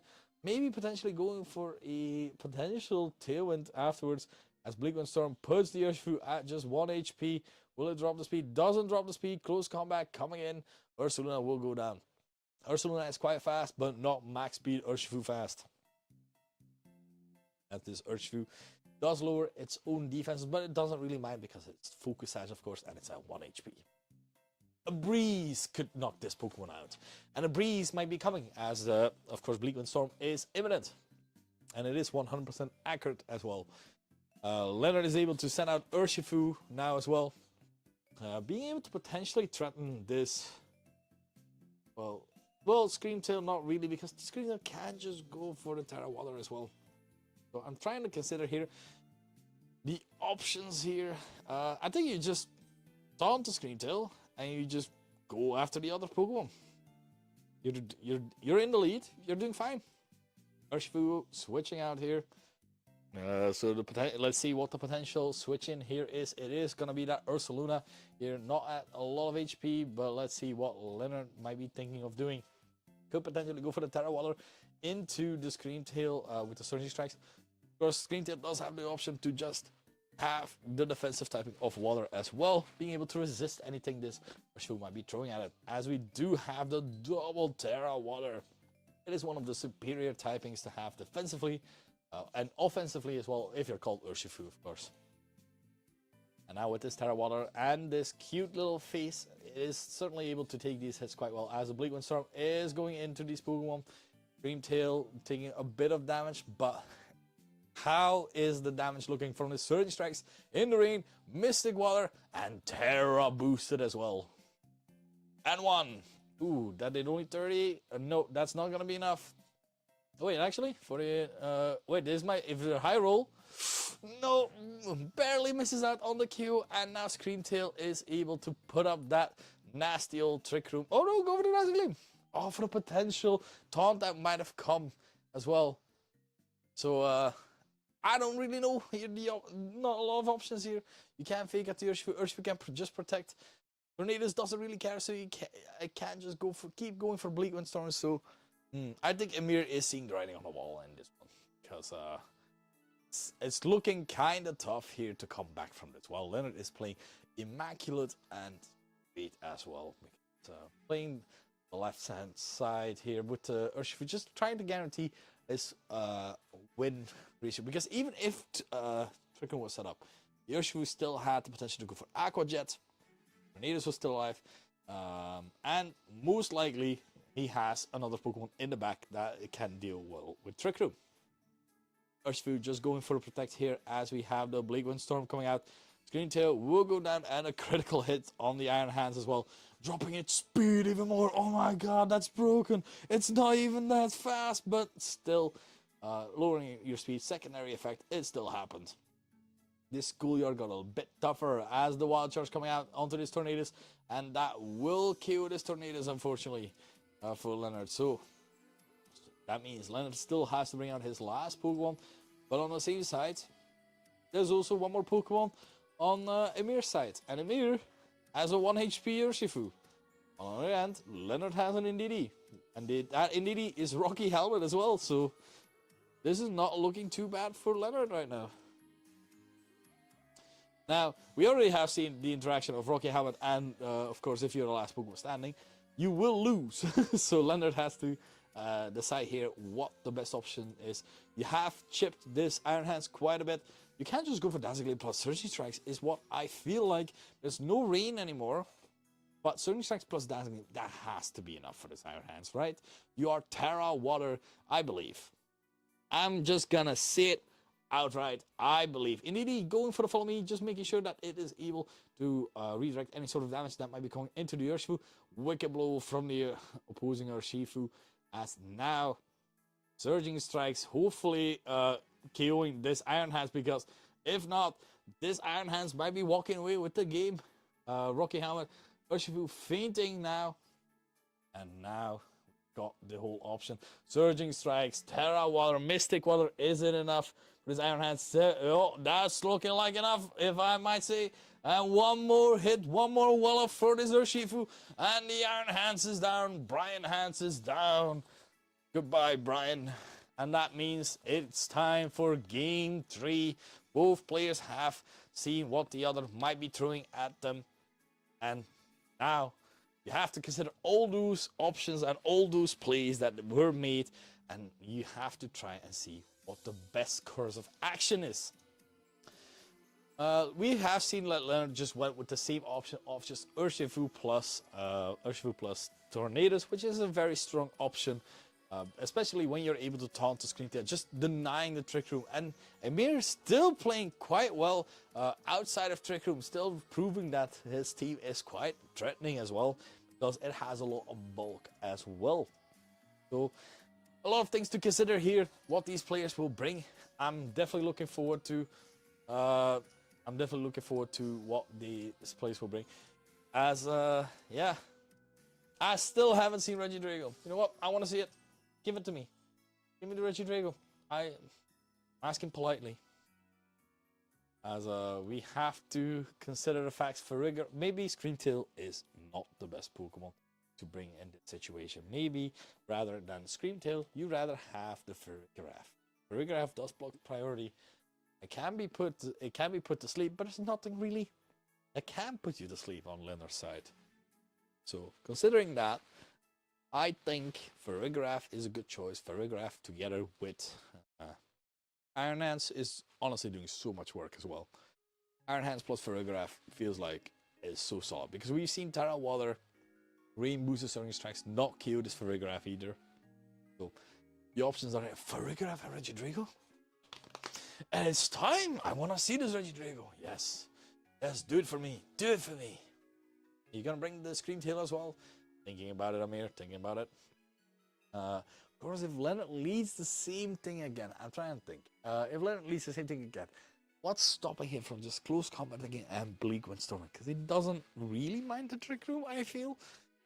He can play a few turns around it. And if you... is Regidrago that slow? Regidrago is that slow, but... So let's take a look at what the options are. A good final stage for this finals match as well. Tornadus Urshifu, as it is Farigiraf plus Regidrago. So now Leonard has to consider two things. One, if Regidrago switches out to, for example, Scream Tail, close combat wouldn't do that much. Surging Strikes is not doing that much. Do you want Trick Room up against you? Not really. So, what is your option here?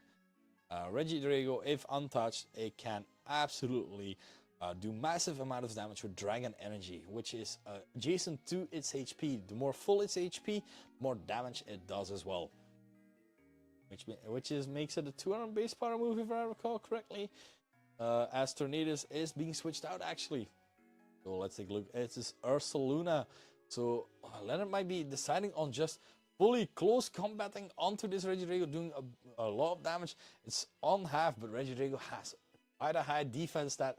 Now with the speed def drop, is this Dragon Energy enough to KO this Urshifu? It is enough. Ursaluna is not going down just yet. But does this mean that Trick Room is being set up? It is Trick Room. That means Leonard's Ursaluna is fully committed in to make sure that it is able to damage as much as possible as well. We do have a Ferrograph with the option to be slower than the Ursaluna, but Ursaluna being quite a bulky Pokemon, being able to survive anything. Indeed, he's able to redirect. Oh, Leonard was very prepared here, so really wants to do as much damage as possible on either of these Pokemon. So, considering all of this, I think yeah, Amir really has to play around his own Trick Room now. So looking at that, I'm trying to think of considering, because Ferrograph not really a threat when you are able to just keep following Ming with the Indeedee, and that means you can just Assad into the Regidrago, but that can stall out Trick Room turns, and you want to abuse as many Trick Room turns as you can right now, because of course you have your own Ursaluna in. You lost your own Urshifu, which is one of your fastest, strongest attackers, so let's see what's going to happen. Indeed, going for the follow me, making sure that any sort of moves will be redirected to it. As the Ursaluna is just deciding on KOing the Regidrago, the right call, making sure that this Regidrago is gone first. Now, you had a Ferrograph being able to reset Trick Room, meaning another Pokemon can come in as well. And if another Pokemon can come in, that means it could be that threatening Urshifu. And Urshifu is faster. Urshifu has Wicked Blow. Urshifu can go through Protect. Hits Wicked Blow, KOs the Indeedee, as we have seen already. And Ursaluna not really being able to protect from a close combat. It will definitely go down. So, what are the other options that you might have? You switch the Ursaluna, for example, into the Tornadus, or you capitalize on that and you Wicked Blow your Indeedee, and you lose your Indeedee, you have your Tornadus in, but not really any other options. We already have seen that Urshifu was faster than the Ursaluna also in Trick Room, so Leonard has to make a rough call here. Indeed, he's just going for the follow me this time around, so that means he's just going for all the offensive presence that he has here. Wicked Blow, Rocky Helmet as well, meaning this Indeedee will go down. Rocky Helmet, meaning that this Urshifu, its Focus Sash will be broken, and now Ursaluna is able to attack. Did it attack the Urshifu or not? For Ferrograph in the with Psychic terrain, this will hurt quite a bit. Is it enough? It's not enough. Ursaluna being able to hang on still, going for the facade onto the Urshifu, being able to KO that. And I believe that the Ursaluna is able to hang on for one more turn. One more turn, and now this is it. Because the only Pokemon, ooh, this is rough. The only Pokemon that Leonard has in the back is that, unfortunately, that Tornadus. So, you have to kill the Iron Hands, and Tornadus doesn't really have a good option against either of these Pokemon. Maybe you Terra your Tornadus. Is it Steel? It is Terra Steel. So, if the Tornadus goes with Terra Steel, you KO the Iron Hands. Did Emir already go for its Terra? He didn't yet. So, he has that Terra Grass option as well. Oh. Ferrograph also is Terra Fire, so it can go for Terra Fire Blast. Oh, this is rough. You have to decide here what you're gonna do, but I think this choice is clear. You have to kill the Iron Hands right now.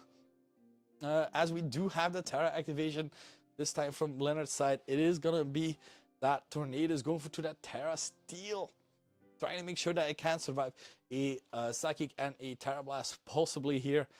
And maybe if this Well, going for the tail, making sure that it's faster as well, because we saw the Farigiraf going first earlier. The Facade, is it gonna be enough for the Iron Rats? It's not enough! Psychic into this, Psychic into the Tornadus. Tornadus being able to hang on. Wild Charge, wait, they Wild Charge as well. Wild Charge is gonna be enough, meaning this Ursaluna will go down to its own burn as well, and meaning that Amir has won this game 3.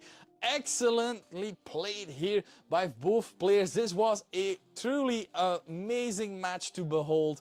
Very much enjoyed watching this, and that means that we are done for today. Well, not completely, because there's still a challenge going on, but we are done with the stream for today. And I hope you enjoyed this stream, because my voice is dying. And I also want to do special shout out to my co-companion here. I can't turn the camera. Can you show your face real quick? Yeah. This is Wart, which has been helping the stream the entire day as well. Shout out to them. Shout out to the judges also helping today as well. So very much thank you all for watching. See you guys next time, and I hope we can bring you more streams and hopefully more casters next time. Goodbye, leave a like, subscribe, all that good stuff, share the video. I don't know, tell your mom,